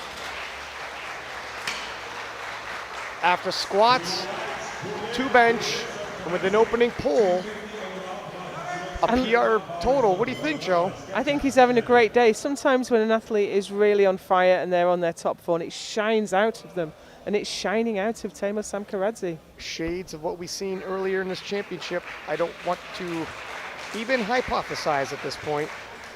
Martin Simonsen, Denmark for 250.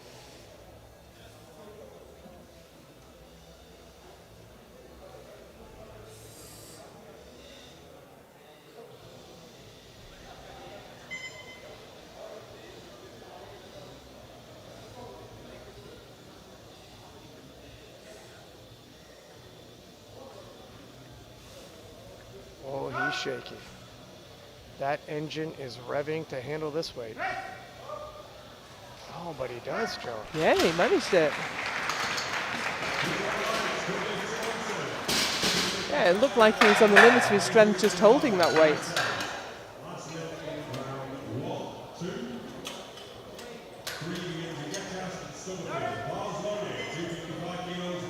That was a good lift, puts him in a good position in the bench press medals.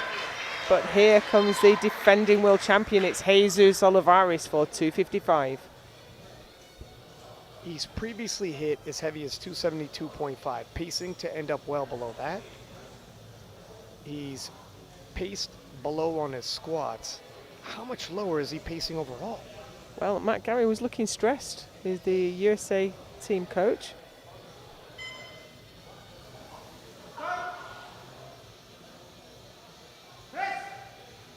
It moves well. Yeah, that looks good. He's definitely got a few more kilos there. And it begs the question, why did he turn down his third squat? He may have, that 455 might have been actually his top end on the day. If we're honest, then better to walk away than actually fail a squat, empty the tank in a battle this close. I'm not sure. I'm not there for the conversations, but it's interesting. So Jesus is leading the way with 255, ahead of Sam Karadzi and Simonson on 250.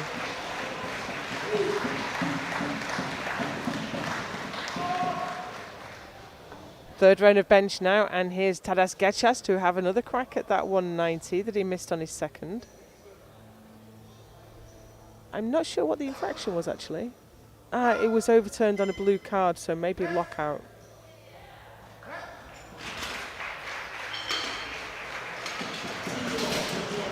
He's got the same yellow card from the centre referee. But I think the issue is lockout. If you check out his left arm, when he gets to the top. Yeah. Yeah. And I think we might see another overrule there. Meanwhile, it's Jackson Stubberfield, Australia, for 215.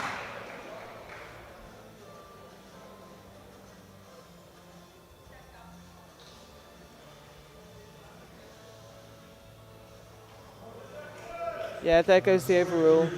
Unfortunately, no lift for Gechas, but we kind of thought that. Left arm did not appear to be fully extended and locked. If those start passing, we'd see the return of Brett Gibbs.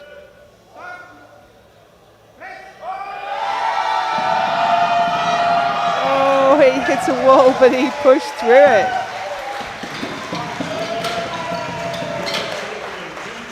Again, I've said it before, but Team Australia on point at this championships. Not one more kilo would have gone. Jacek Juszczyk, Poland, for 222.5.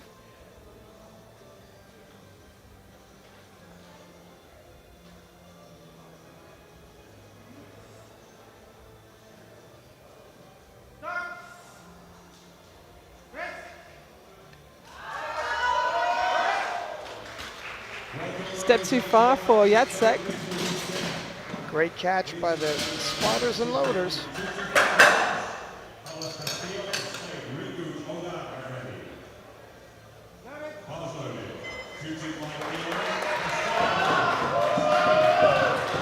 Here's Carlos Castillo, Spain, for his final bench, 225 on the bar.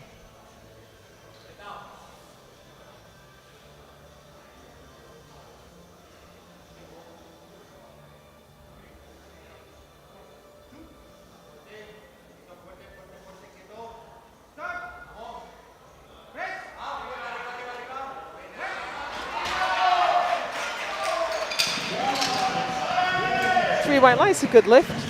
Gives him 3 good benches.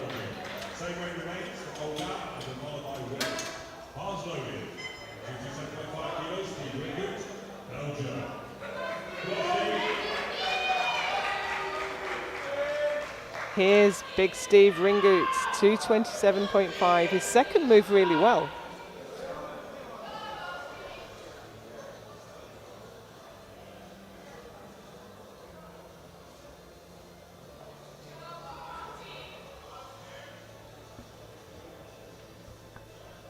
Yeah, Steve has hit as high as 235.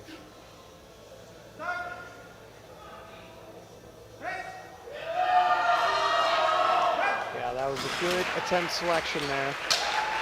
And Steve, while he wasn't overly happy with his squats, looks far more satisfied in the bench press event.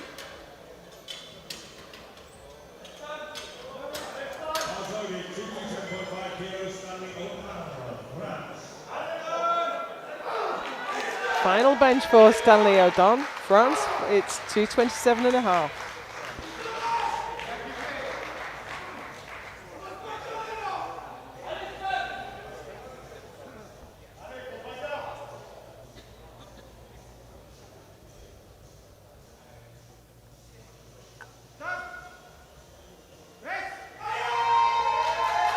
Oh, little hiccup at the top. I think it's a pause and not a down up. Judges agree. I think that really sets him on the path for the overall bronze now. And of course that overall bronze gets him a ticket to the 2025 World Games in Chengdu, China. He's really asserting himself. If anyone is going to challenge him in that ticket to China, it's this gentleman here. Eric Willis, Canada. 252.5. Now we thought he might only take a 2.5 kilo jump for his third, but he's gone up 5. And I believe it's because of the reason we just said. They know they got to hold pace with Stanley. You got to take some risks.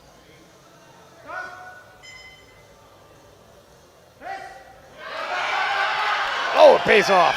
Absolutely pays off. And Team Canada has been so on point as well at these World Championships. And Joe, that means we're going to have ourselves a good old-fashioned deadlift battle for the podium. That's what we like. And both of those gentlemen can pull. Now here we go. Teimo Samkaradze, he took the junior squat world record. Now he's going to try and take the junior bench press world record with 255.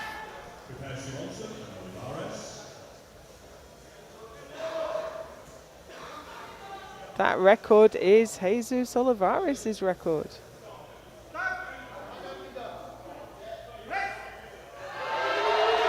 And I think he's got it. Now, Teimo has previously taken world records, junior world records of Jesus Olivares, but he's wiped him off the board now.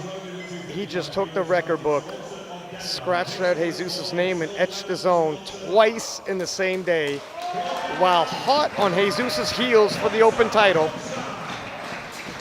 So we have 2 benches remaining. It's Martin Simonsen. This will move him from 4th place in bench to the silver medal position, 255.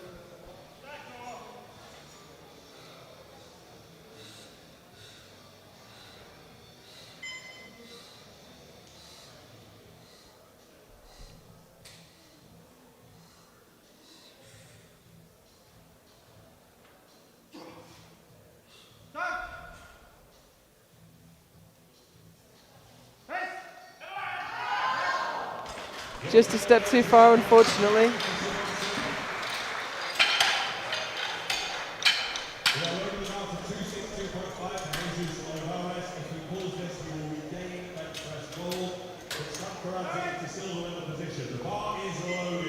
So here is our final bench of the day. It's Jesus Olivares for 262.5.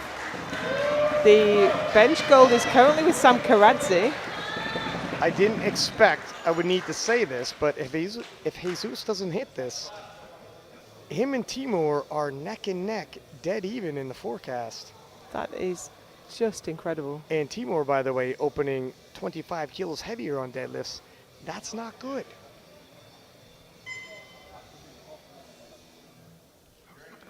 $262.5 kilograms on the bar. But Jesus does hit. And I tell you what, that was not cruising. That was probably top end. I think America did the proper attempt selection with 262.5.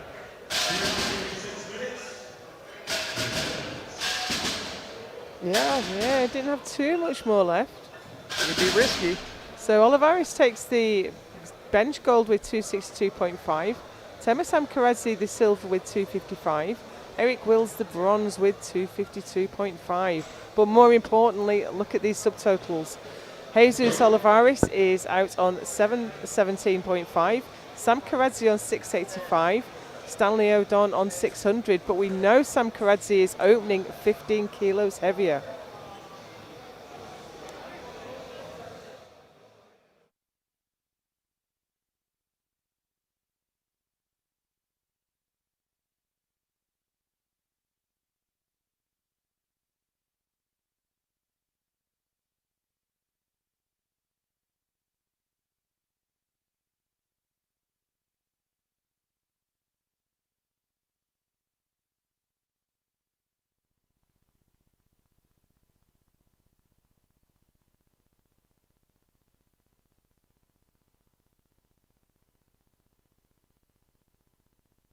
It's just hard work, you know, hard work of not giving up. You know, every year you have to come in. It doesn't matter where you place. It doesn't matter how hard things are. Just have to turn up. And then today, I just turned up. I think, to be fair, I just said to myself, I will execute, go 9 for 9, whatever I place. I place third or I place second. As long as I go 9 for 9, I will be proud of it. The crowd reacts. Jurens Kangamo going all in with a 350 kilo final pull. Pulling for the win. Here he comes. And the way the crowd stamping their feet like a rumbling of an army outside the gates. The only person I could hear in the crowd was my little boy calling me, literally saying, "Daddy, Daddy, jump, Daddy, Daddy, jump," because that's what the game we would normally play at home. I could hear it. And when the crowd was screaming, that's why I said to the crowd to shush, because I couldn't hear him anymore. But when they shushed, I could hear him literally screaming. So I think that's why it happened. Probably if I didn't hear my boy's voice, he wouldn't go up. Oh my goodness! He's done it! He's done it! Jurens Kangamo has pulled the upset! Whoa!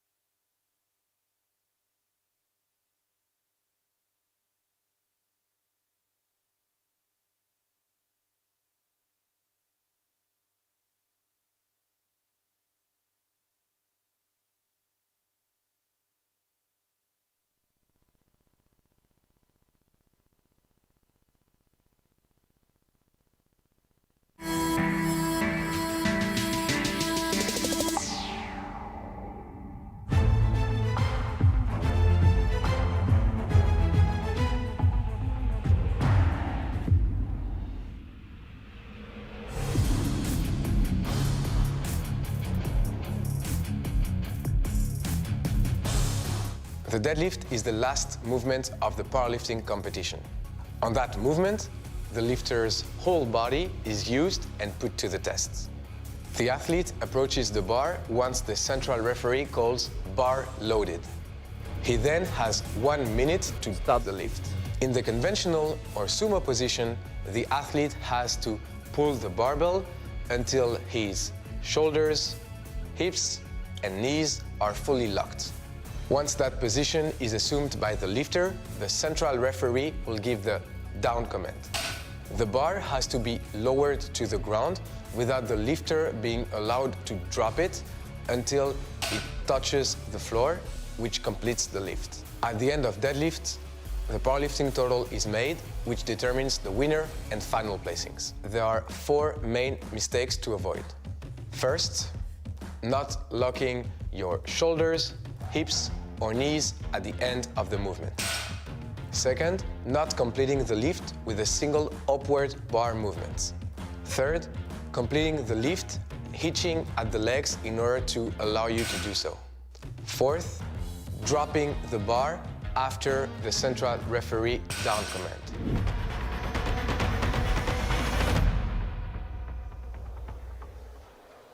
We are back for deadlift. The bar has hit the floor and the party is about to start. We start with the women, the 84 plus class. And this has been a much tighter battle in the men's division than anticipated.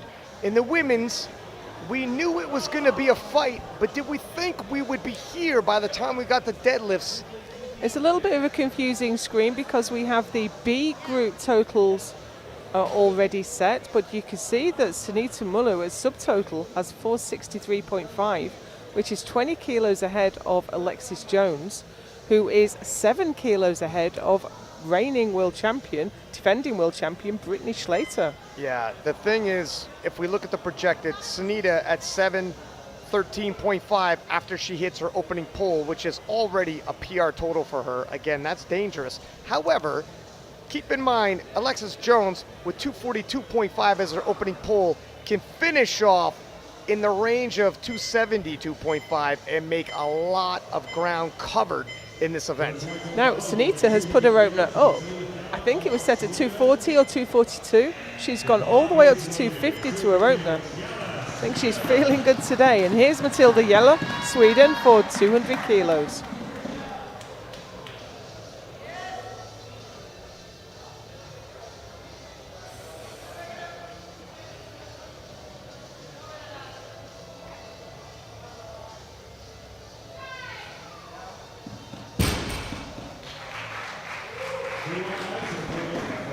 Good lift for Yeller.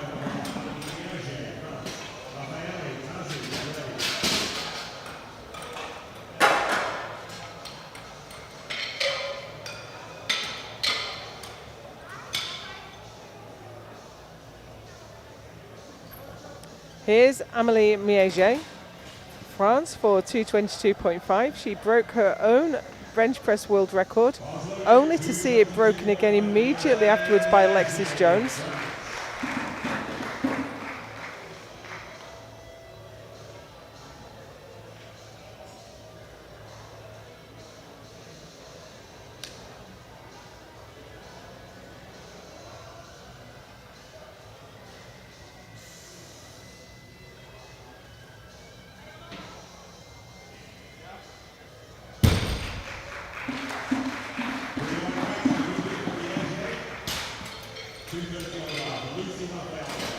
Gets Amélie onto the board. She has got herself a total.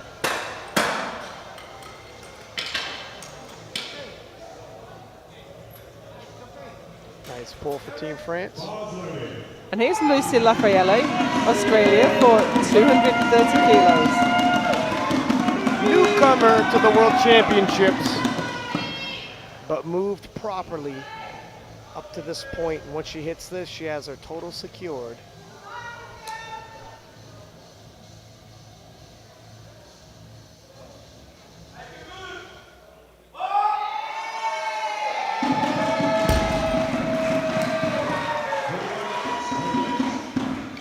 Puts her at 627 already.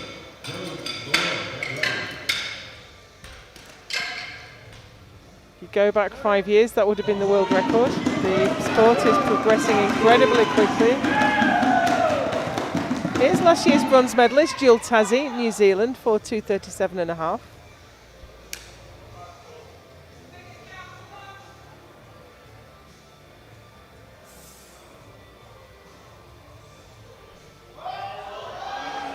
That was fast.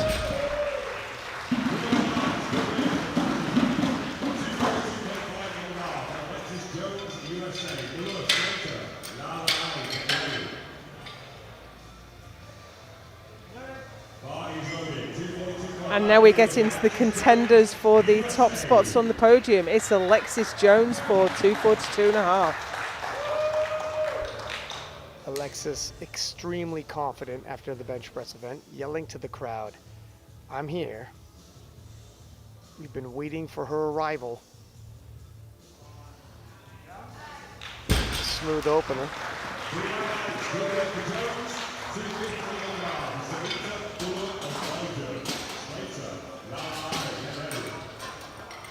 Alexis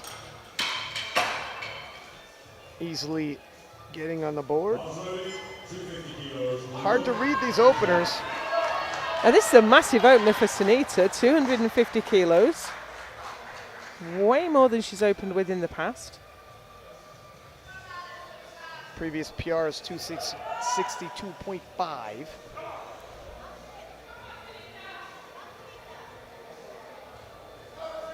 And this will already break the total world record. This will give us 713.5. It's Brittany's total record at 710.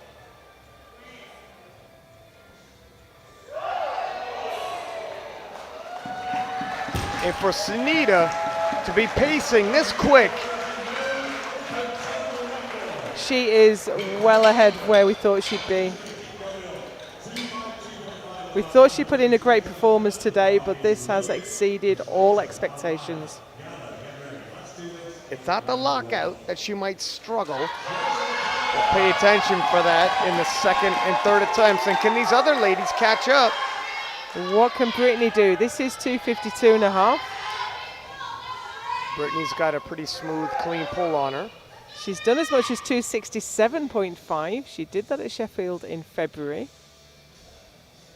She's got to start unloading every bullet in her gun.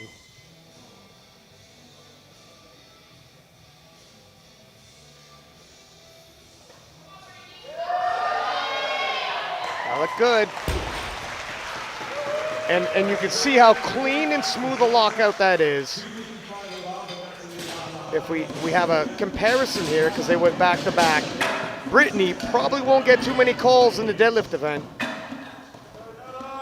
But as you say, Sunita has been called on her deadlift lockout, and that's what cost her last year. But here is the deadlift world record holder. It's Natalie Lalai, opening with 255. Team Natalie are making some noise in the crowd. Oh, now that was a smooth pull.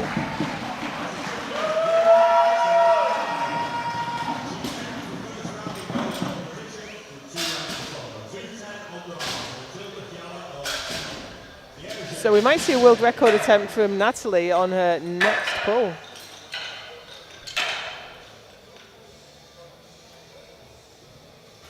So those are the deadlift results, with Natalie Lala ahead on 255, Brittany Schlater on 252.5, Muller 250.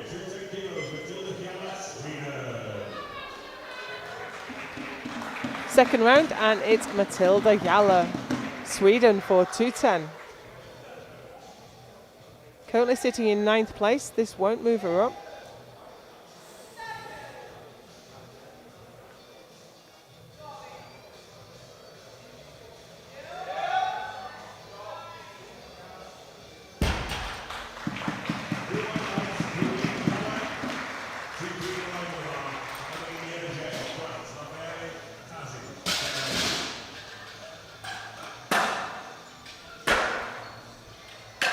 Nice clean second pull for her.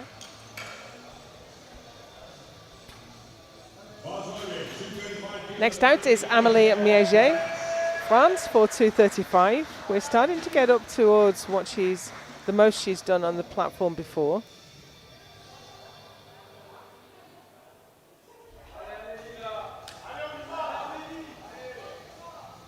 And her world record is solidified. Now she wants to gain some ground.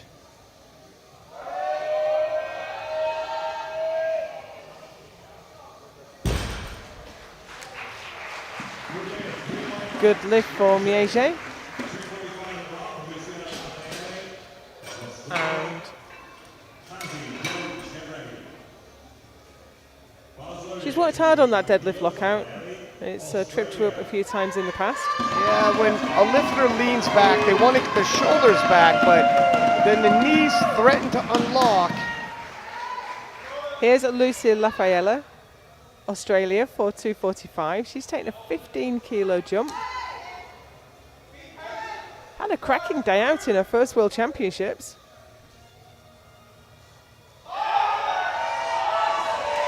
And it's not over yet.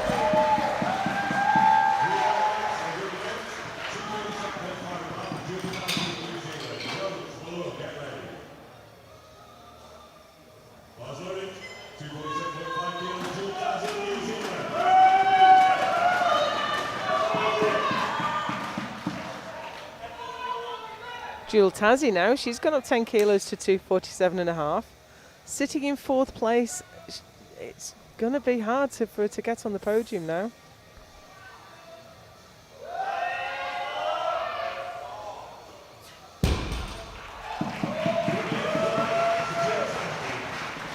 Lovely second attempt though.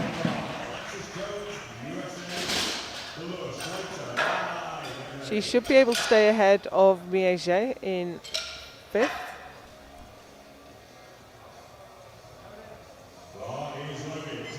Now here's Alexis Jones. She's added 15 kilos. This will move her ahead of Brittany Schlater, with Schlater still to respond. And with that 15 kilo jump and 272.5 previously being hit, let's see how quickly she can catch up. Now, a little sticky at the lockout.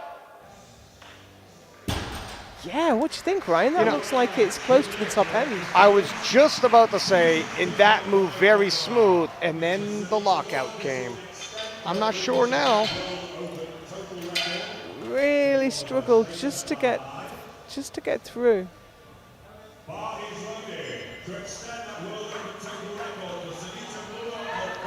But here's Sunita Mullu for 262.5 to kick that total world record another 12.5 kilos up the road.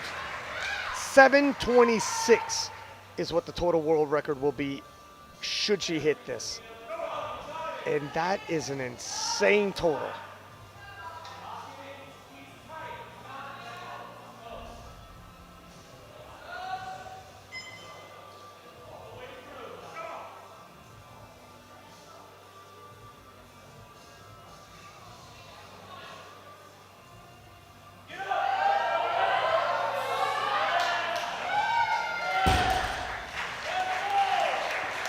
Two to one. So she started to pick up infractions for the lockout.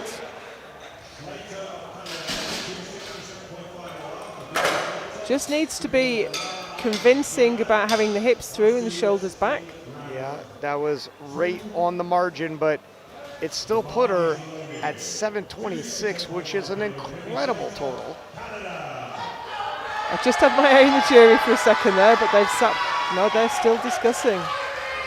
Meanwhile, we have Brittany Schlater. She is looking for 267.5. This is only half a kilo under the deadlift world record. Should she hit this, she'll end off at 702.5.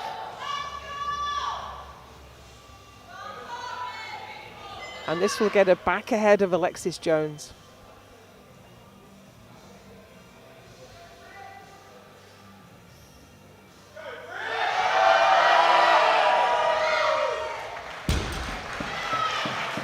And Brittany is back in 2nd place.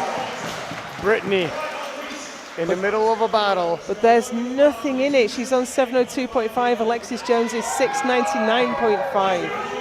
Very, very close, while Sunita quite a ways ahead now.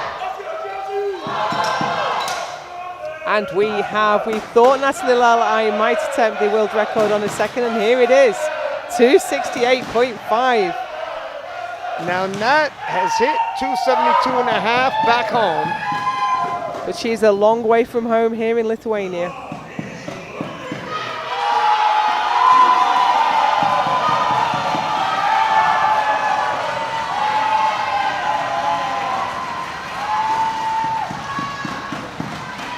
This will also move her up 2 places from 7th to 5th.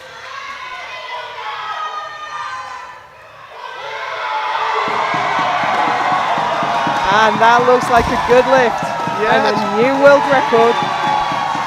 You know, it's got to be said, she's got more in the tank for a world record. It fell rather easily. And she has another attempt, so who knows where she's going to send that next time. Here are the deadlift rankings so far with 268.5 for Lala Ai, Schlater is on 267.5, Muller 262.5.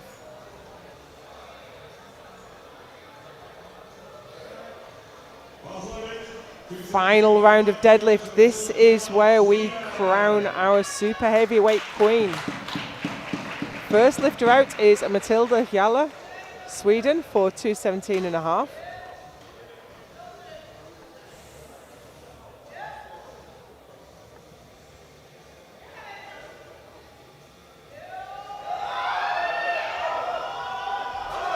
And it's just too hard at lockout.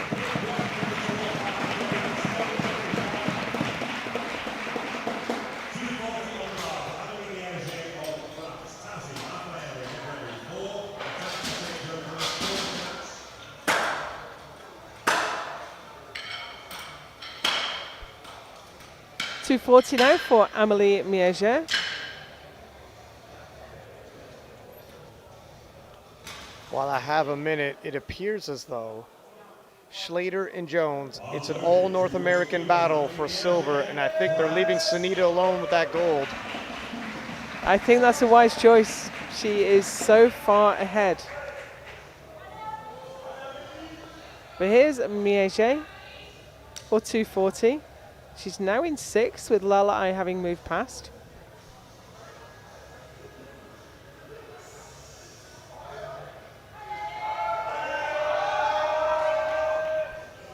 And it's scrappy, but I think she's got it.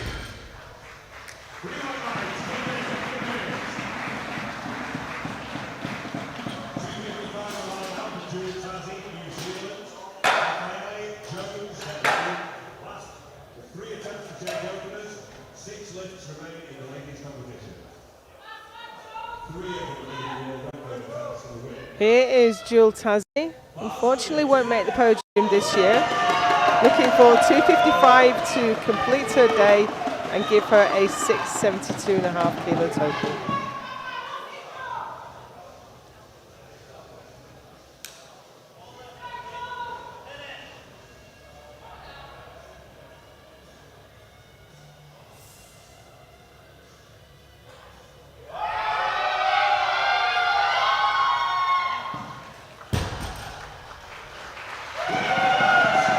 And that was for sure a limit pull, and 672.5 is a massive total.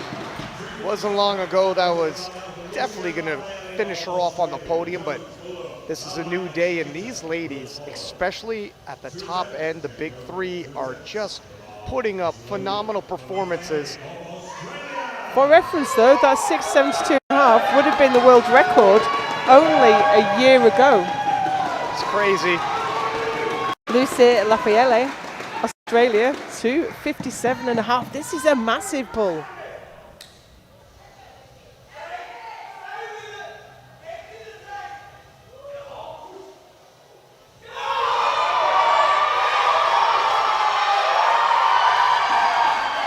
I think she's got it there. Perfect attempt selection again. Moves her ahead of Lala Ai, with Lala Ai still to respond. We're seeing some changes running through the score sheet right now. Sunita's come down. Yes, Sunita can, because she's essentially going to be unopposed at this point. But here's Alexis Jones with 262.5 to get in front of Brittany Schlater. It'll take her from bronze to silver. Not only that, ensure a podium entirely 700 kilos and up. Let that sink in.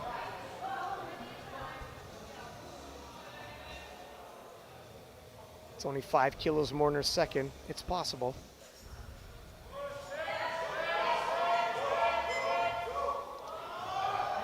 Now, I'm concerned she's going to get blue cards. It looks locked out, but did she do assisting 2-1? It's good. 2-1.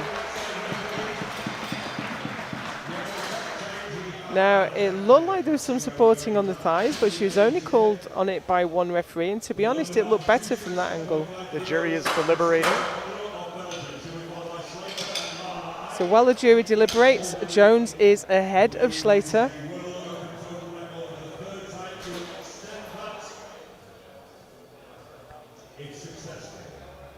Nope, no action from the jury.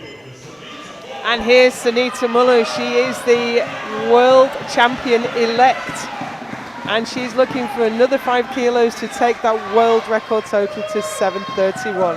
And what a fantastic showing already with 726. But to be the first to push the 84 pluses into the 730s, the progress she's made in 1 year is phenomenal.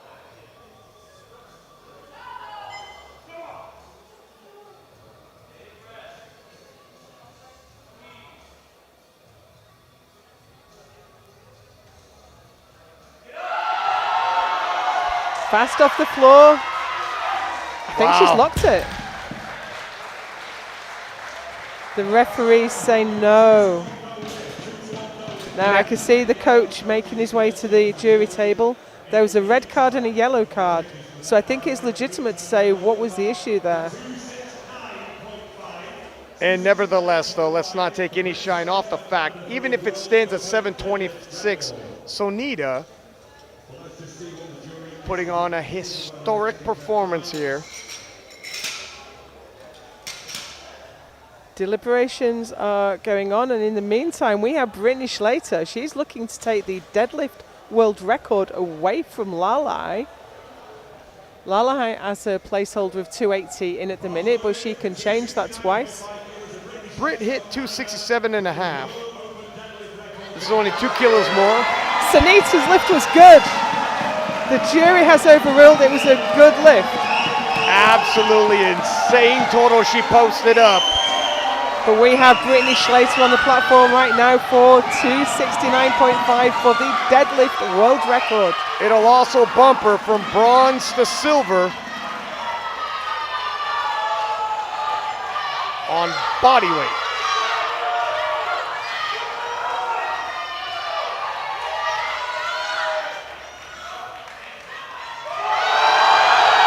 No surprise there. And she's got it.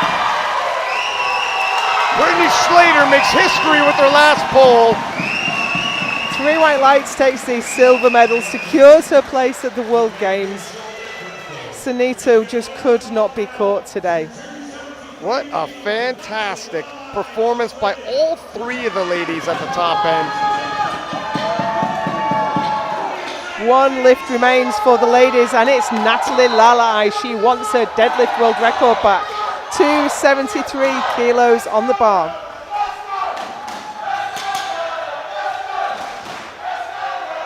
She's got the support of the crowd.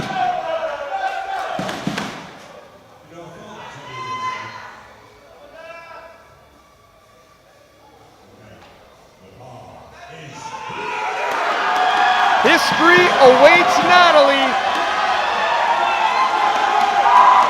And this will take the deadlift gold medal back from Schlater. And bump her into the top 5 in the world.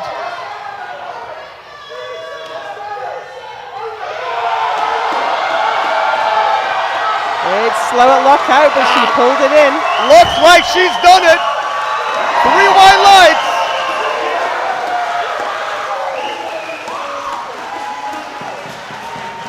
Phenomenal performance from so many of those lifters.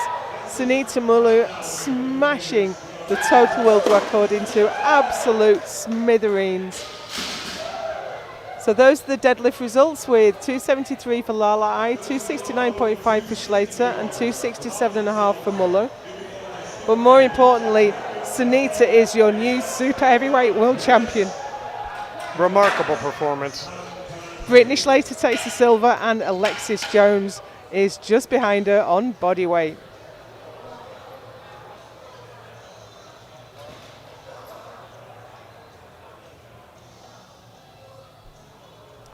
With no time to catch her breath, it's Martin Simonsen in the super heavyweight men. And we have a battle on our hands here too.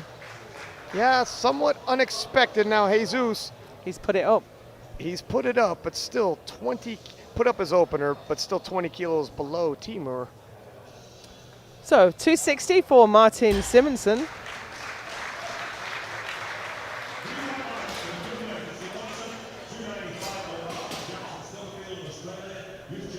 I got a feeling even if Jesus can win in scrappy faction and retain his title, we're not going to forget this. No one is expecting Olivares to lose. And the noise levels rise as an Australian lifter comes out onto the platform. It's Jackson Stubberfield for 295.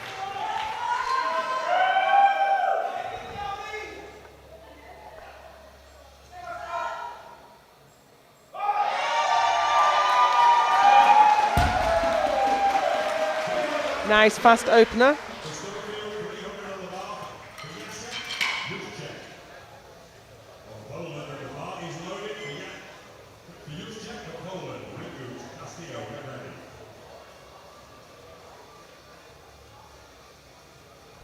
And here's Jacek Juszczyk, Poland for 300 kilos.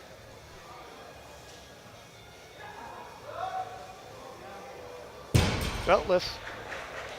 Oh, good spot.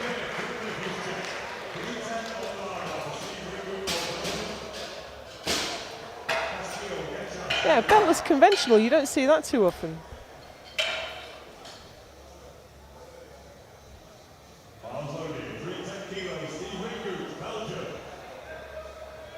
Here's Steve Ringoot for 310. Steve is pulled as heavy as 345. It'll depend on if that injury that was plaguing him in the squats rears its ugly head in the deadlifts.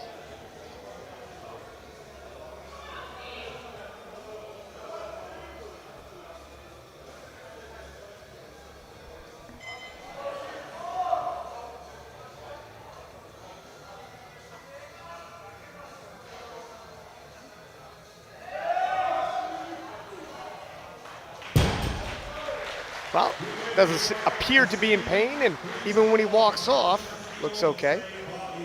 That's good to see.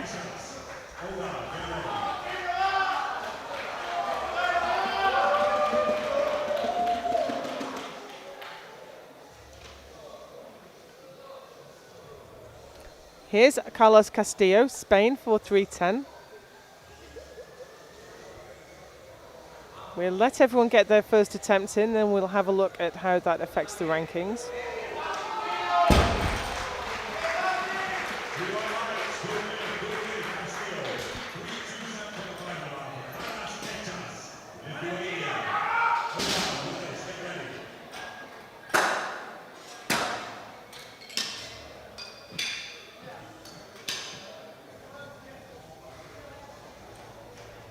Next out is Taras Gechas. He's been having some technique issues.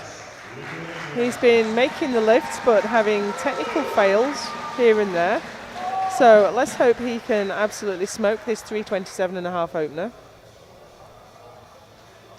Representing the host nation of Lithuania, 47 years old.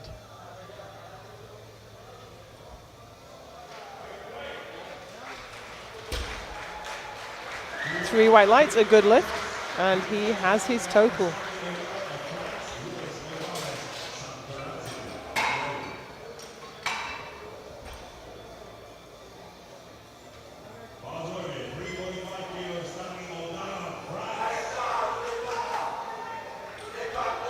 Now here's Stanley Odon, France, for 345. He typically takes a big jump. He might take a 20 or 25 kilo jump to his second. But let's see how his opener moves first.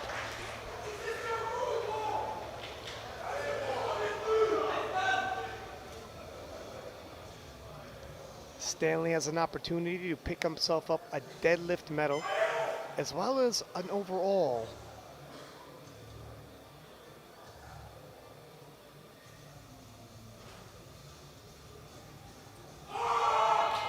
Whoa. That was snappy. Took his last warm-up on the platform.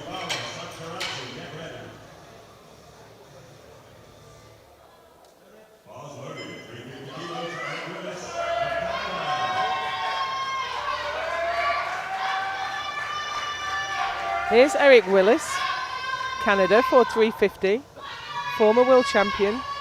It would appear the only man able to contest Stanley for that bronze medal is Eric.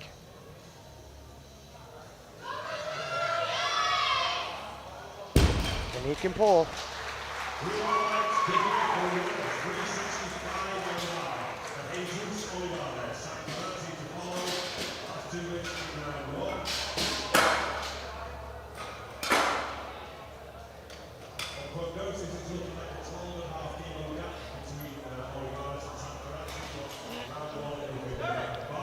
So here we go, it's Jesus Olivares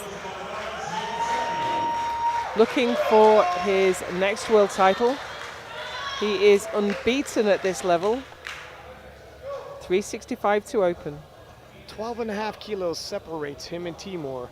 We have an opportunity to see their openers back to back and compare them. Oh, that was super easy. The flick of his belt there was, don't count me out. Don't bet against me. Keep in mind, 12.5 kilos is probably even smaller than a typical jump in deadlifts for men this large, and 12.5 kilos percentage-wise, when you're over 1,000 kilos total, very, very small. These guys are neck and neck. Here's Timur Samkaradze now for 385 to extend his own junior total world record. It's sitting at 1063.5. This will give him 1070.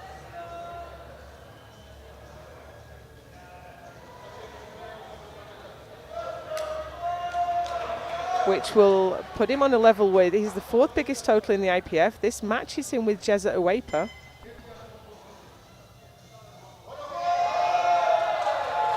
That's how he pulls. He's got a lot more. If anything, Jesus's looked like it looked cleaner, faster. The thing is, it's a stitch deceiving because every lifter pulls a bit differently, and the way Timur pulls, it's still anybody's game. So Samkaradze is leading the way on 385. Jesus Olivares on 365. And Eric Will is on 350. We're not going to see the subtotal yet, which is what we're looking for.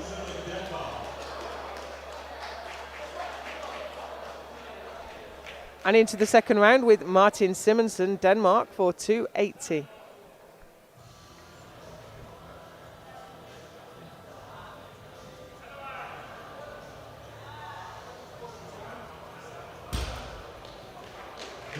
Three white lights, he's got another lift on the board.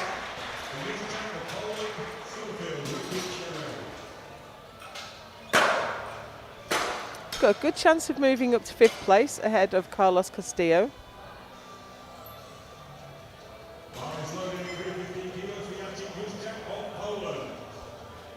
But here's Jacek Juszczyk, Poland, for 315. This will move him ahead of Steve Ringut, with Ringut still to respond.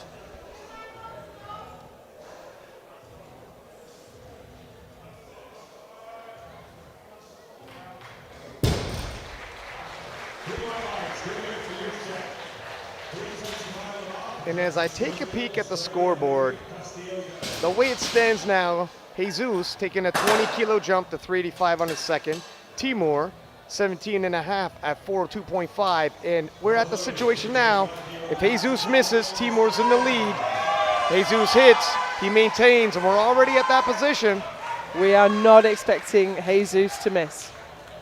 And that 402.5 for Samkaradze will be the junior deadlift world record. But meanwhile, we have Jackson Stubberfield for 325.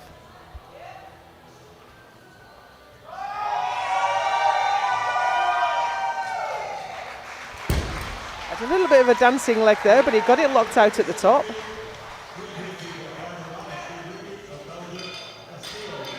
Save the dancing for the banquet.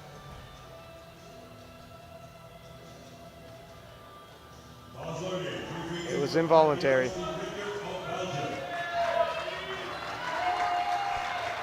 Here's Steve Ringut now for 332.5. He's taken a 22.5 kilo jump. This will move him up to 5th.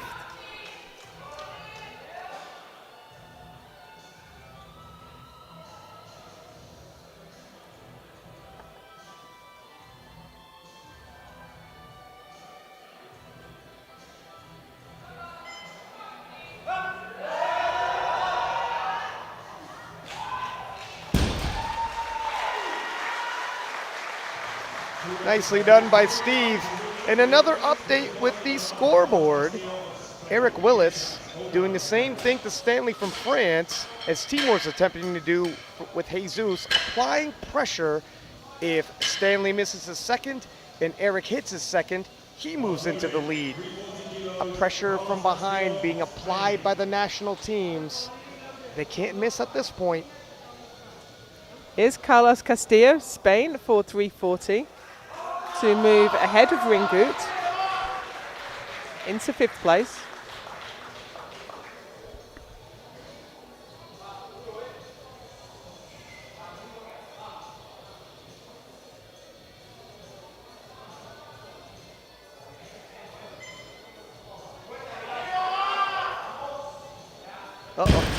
Little 3 wide lights. Take a look at this replay. A warning sign. He's looking at his hand now. Hopefully nothing tore.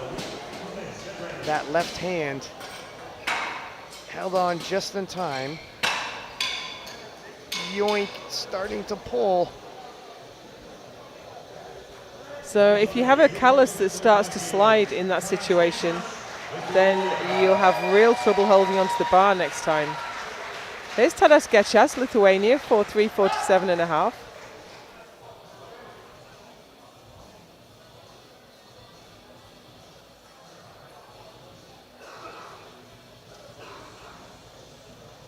Local hero, almost half a century old. And in here, battling the titans of the world. Oh, that's a very difficult lockout, though. I'm gonna have to agree with that. Yeah, the referees consider that he didn't fully lock that out. You have to have your shoulders back, your hips through, and your knees locked. And he was just a little bit loose all over.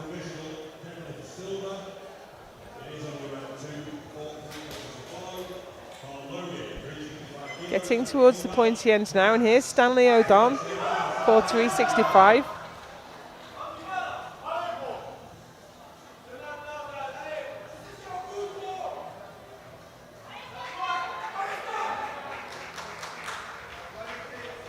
He is defending his overall bronze medal against Eric Willis.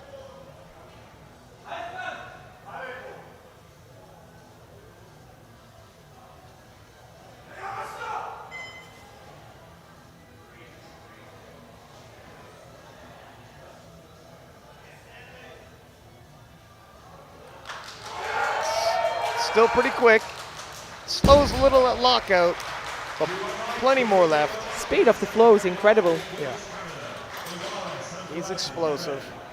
He's hit 385. Do you suspect, Joe, they're going to go up 20 kilos? No, but he might go up 15. I think 15. 380 might be there, but 377.5 would be my pick, I think. He's starting to pull away from Eric Willis, and I think 15 kilos probably a good idea. So this is Eric Willis for 375.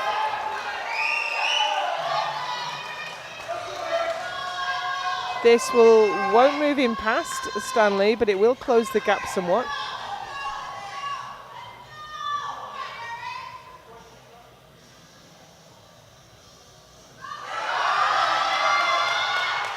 Uh-oh. Yeah. Bit of a sketchy lockout. Yeah, very sketchy lockout. I think his grip was going in his left hand. Yeah, and that's why he couldn't get his shoulders back. It's going to be rather difficult now for him just to sagged at the top. find a pathway onto that podium. So here's the man himself, it's Jesus Olivares. 385 on the bar. He has done way in excess of this in the past. And this is a relatively pivotal pull for him to maintain his lead. He misses 2 more hits, the roles reverse. Jesus, plenty more. He is not missing. He says, come on, take your shot. Come at me.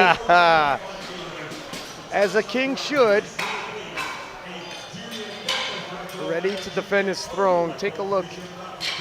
So technically proficient at this point. I remember just a couple years ago, Jesus had a couple issues with deadlifts. Those are long gone now.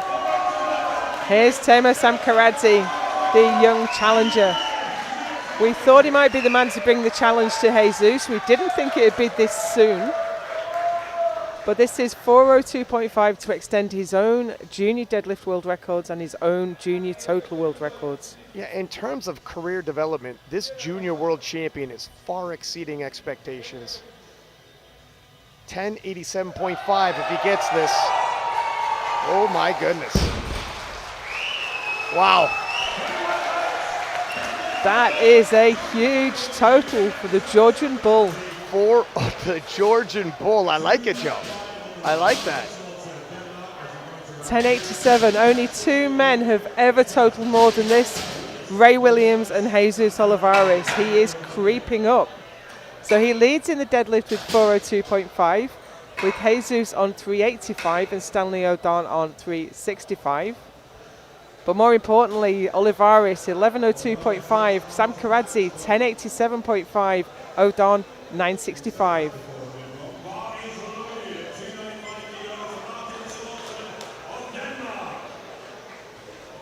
And I don't know if this is wishful thinking the way 402.5 moved. George has 420 loaded to overtake Jesus. Actually, he's lighter. It's a stitch more than they need. But that was Martin Simonson for 295, just about getting it to lock out. No, not quite getting it to lock out. I don't think George, the way 385 moved for Jesus, Team USA is 400 for his third and final. I think that's the proper call, and that should put this out of reach for Timur, but we've seen upsets. We have seen upsets. The proof is in the pudding. And we would expect, the way Olivares' 385 moved, I'd expect him to get 400. I don't really expect Sam Karadze to get 420. Well, he actually can drop it. He's the lighter man. He only needs to tie in terms of total. They can move that around. Still, 417.5 is a lot. For sure. Jacek Juszczyk, Poland, finishing his day with 320. Oh, not quite finishing his day with 325.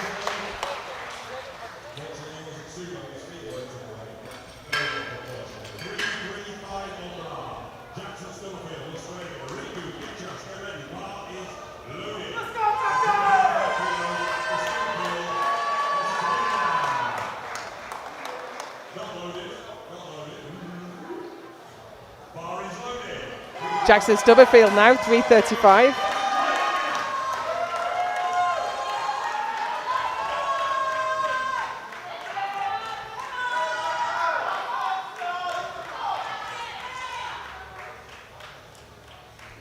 This will give him an 880 total. Wow, is that engine revving? But he manages to get his knees completely locked at the top. When the legs are shaking like that, sometimes the knees never quite lock, but he manages to lock out as he gets to the very top. And to the top is a very long way.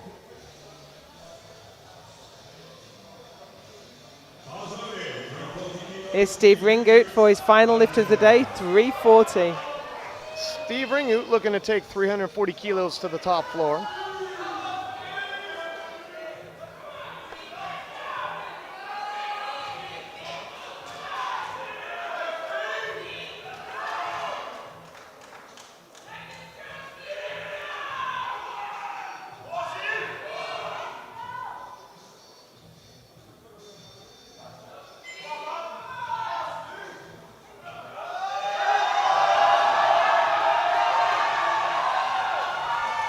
That's a great way to finish your competition. Steve battled through adversity early. Finish 3 for 3 in bench, 3 for 3 in deads.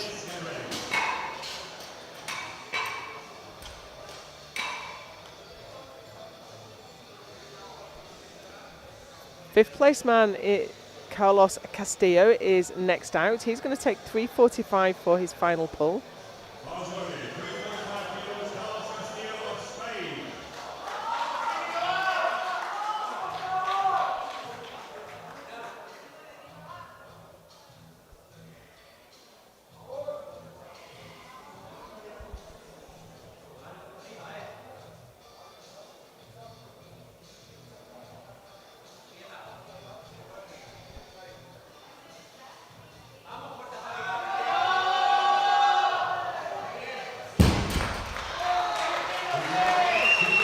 Finishes strong. Yeah, slow at the lockout, but is fast off the floor.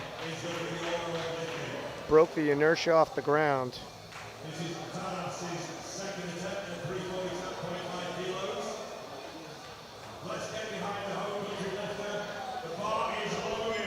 Tadas Gečas, Lithuania, second attempt at 345.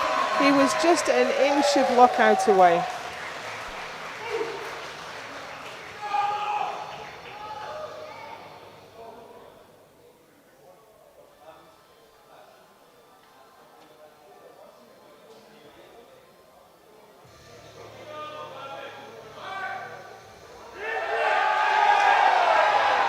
Oh no. And again, not quite. Still finishes in the top 10 in the world while pressing close to 50 years old.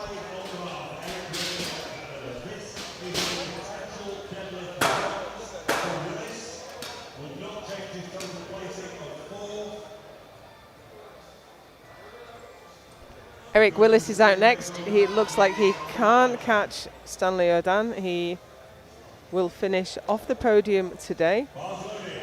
He is looking to finish on the podium in the deadlift event. Not a bad way to end his day.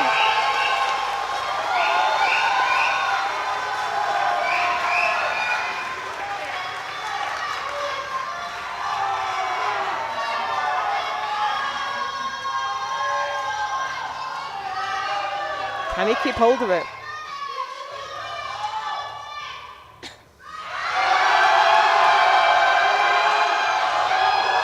It looks a lot better. Good enough, 2-1. Gutsy performance to grab a medal.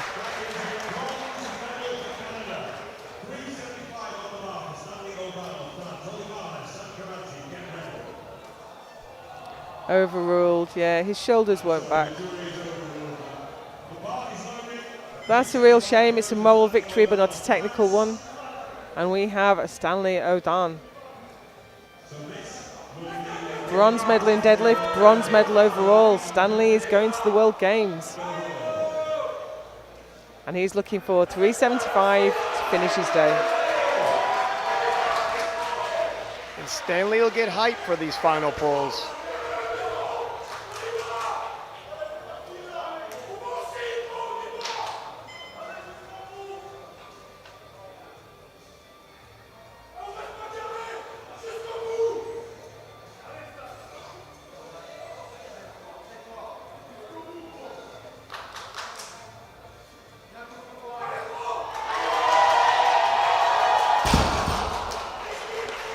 Grip let him down at the end. However, double bronze, one in the deadlifts, one overall. Yeah, we've had an attempt change. Jesus Olivares has dropped to 395. I think that's probably a safe decision. Timur still not likely to catch up should he hit this.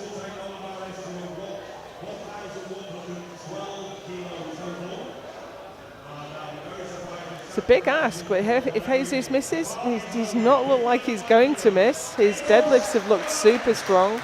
I think on a day that Jesus Olivares was below his best, USA has done a good job getting the most out of him.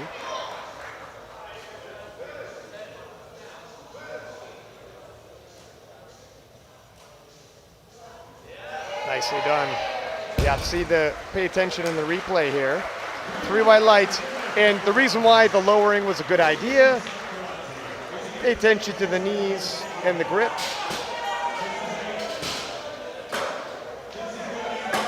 Lock and flatten a little. Tiny bit. A tiny little bit. It's good enough to pass, and I agree with that.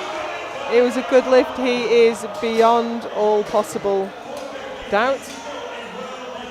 But Teemu Samkaradze, he's taking 4:15 to take Jesus Olivares' open deadlift world record. And Timur looking to join the 1100 kilo club. A lot of experts had said he wouldn't reach that in 2024 too early. If he hits this, he is surpassing all expectations and a major threat to Jesus for the future. He has the silver medal. He has his place at the World Games.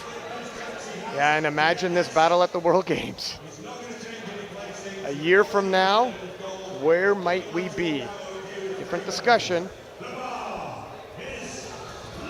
The final deadlift in the whole championships is Tamer Samkaradze. The Georgian Bull charges the platform.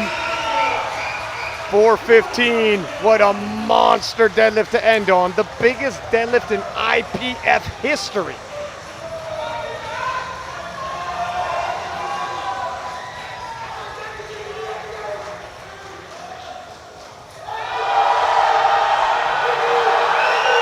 Can he lock it out? He can't lock it out. Well, he got the down command. Let's see what they say. No. I He tell looked you, hopefully at the centre ref, but that wasn't quite there. I tell you what though, just ever so close to 1,100 kilos already. He's making a big statement, and by the time World Games rolls around, he will be a legitimate threat to Jesus Oliveras. In a lot of ways, was already today. He was a lot closer than we expected. So Tamer Samkaradze takes the deadlift gold with 402.5, Olivares the silver with 395, Stanley O'Dan the bronze with 365. But more importantly, Jesus Olivares once again is your super heavyweight world champion with 1112.5. So Tamer Samkaradze gave him a real challenge with 1087.5. Stanley O'Dan is your bronze medalist with 965.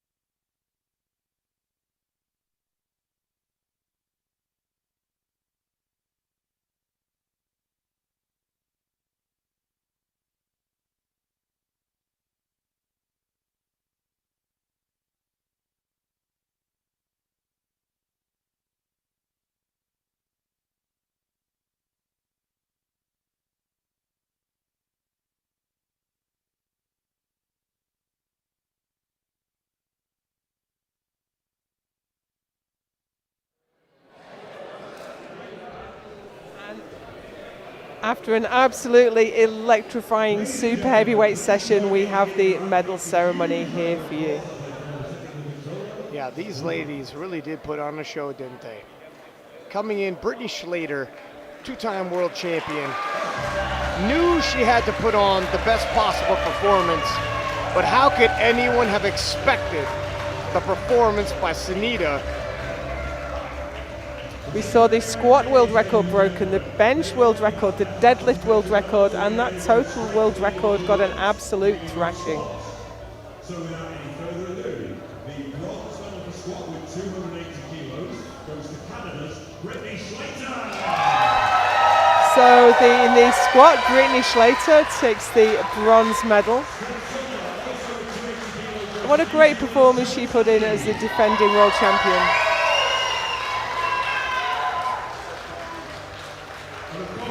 The silver medal goes to Jill Tazzy. And that's a great result for her as well. Yeah, But absolutely. look at this, 311 kilos. We've never seen anything like it before. Sunita Mullu. Tazzy establishing herself as somebody to watch out for. 155 kilos, it's Canada's Brittany Schlater, the bench bronze. And what a fight we had in the bench press too. Brittany Schlater takes the bronze with 155. 166.5. Amelie Miege broke her own world record with 166.5. Only to see it broken once again by the newcomer Alexis Jones with 167. Alexis, new to Worlds, made a powerful statement. Great job, ladies, thank you. Thank you very much. And now to deadlift. In bronze medal And on deadlift, the world record was broken 3 times. Sunita finished with 267.5 for the deadlift bronze. deadlift silver and a brief record of 269.5 is Canada's Brittany. Brittany Schlater takes the silver, having broken the world record herself with 269.5. But Natalie Lalai took it back with a massive 273. What an absolutely massive final pull in that young lady. Well done, ladies, thank you. And now to the overall new. But as we move into the overall, take a look at the numbers that these ladies put up today. Historical, the first time at the IPF World Championships we've ever seen a full podium, 700 kilos and up.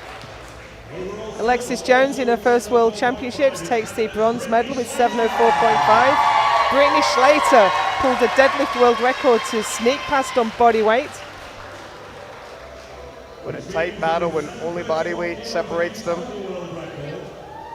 But your new super heavyweight world champion. It's Sunita Mullu. And a dominating performance at that, breaking new ground, entering the 730s. All 3 ladies get their chance to lift at the 2025 World Games in Chengdu, China. It will be interesting to see that clash. They're receiving their invitations as we speak, and they have a toy panda as the giant panda comes from Chengdu, that region. So we will now stand for the Belgian national anthem.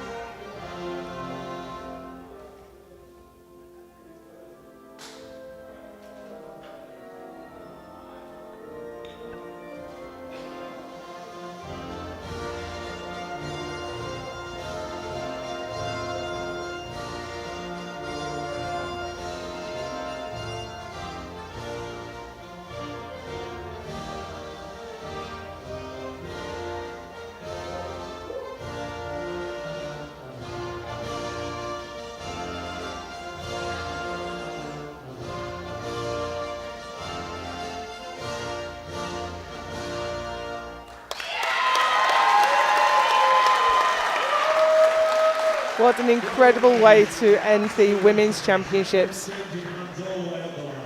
Absolutely amazing to watch. Ladies and gentlemen, please join me in giving our ladies a huge round of applause as they follow the technical controller from the platform. A lot of excitement and hype leading into this clash, and they lived up. Historical lifts all over the place. It's rare that you get every world record broken multiple times. The squat world record broken twice, the bench world record broken twice, the deadlift world record broken 3 times, and the total world record broken 3 times. That's an incredible session.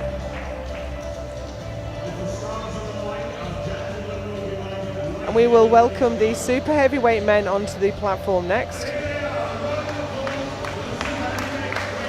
Out front, Jesus Oliveras. 4 world titles for him, Joe. That's just absolutely incredible. The accolades attached to that young man. We will start with the squat medals.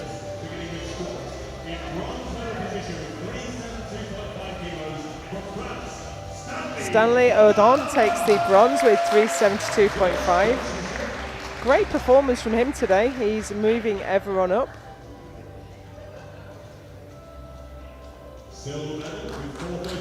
What a massive 430 and a junior world record for Tamer Samkaradze. Timur really established himself at this World Championships. And quite a subdued performance on squat from Jesus Olivares, but still easily enough for the gold. Yeah, USA really paced them well.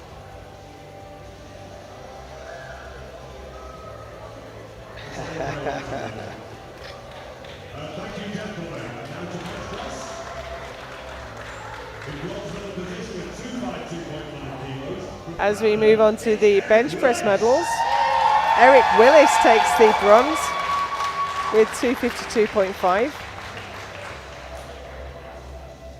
Real shame for him, he just couldn't keep his grip on the deadlift at the end.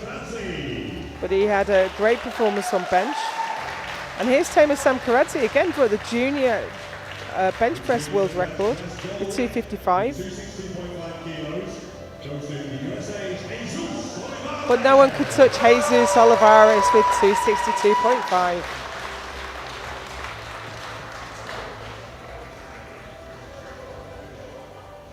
Well done, gentlemen. Thank you. Thank you, gentlemen. And now to deadlift. In bronze medal position with 365 kilos from France, it is Stanley Odon. Stanley Odon takes the deadlift bronze with 365. And this is where Stanley really closed the door on Team Canada to assert himself onto that overall podium. And Jesus Olivares takes the silver with 395. Rare that you'll see Jesus taking anything less than gold. And a junior world record. He had the full set today for Tamer Samkaradze with 402.5. With the world record at 410.5.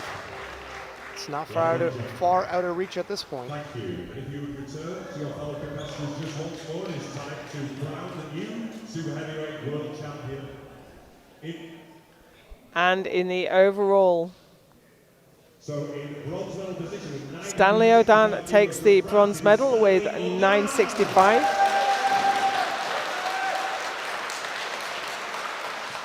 Team France with another lifter qualified for World Games. Overall silver with 1,087.5 kilos. And Tamer Samkaradze, he challenged Jesus more than we thought he would.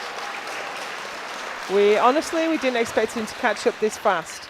But 1087.5 for him. What a preview for 2025. Third biggest total we've ever seen in the IPF in Raw.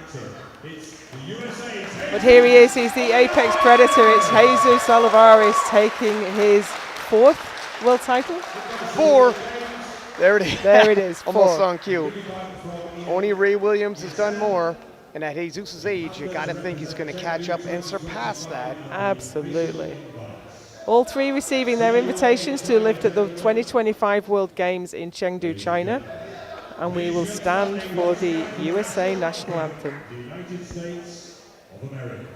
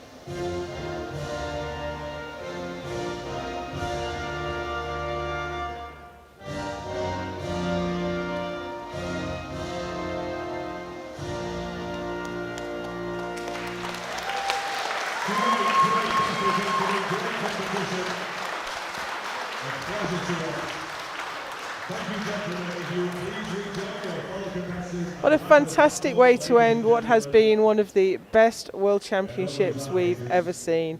Every session has had drama and records and battles. It's been absolutely phenomenal. Yeah, it's definitely lived up to the hype. Even some unexpected battles. Breakthrough performances in a World Championship we're not going to forget.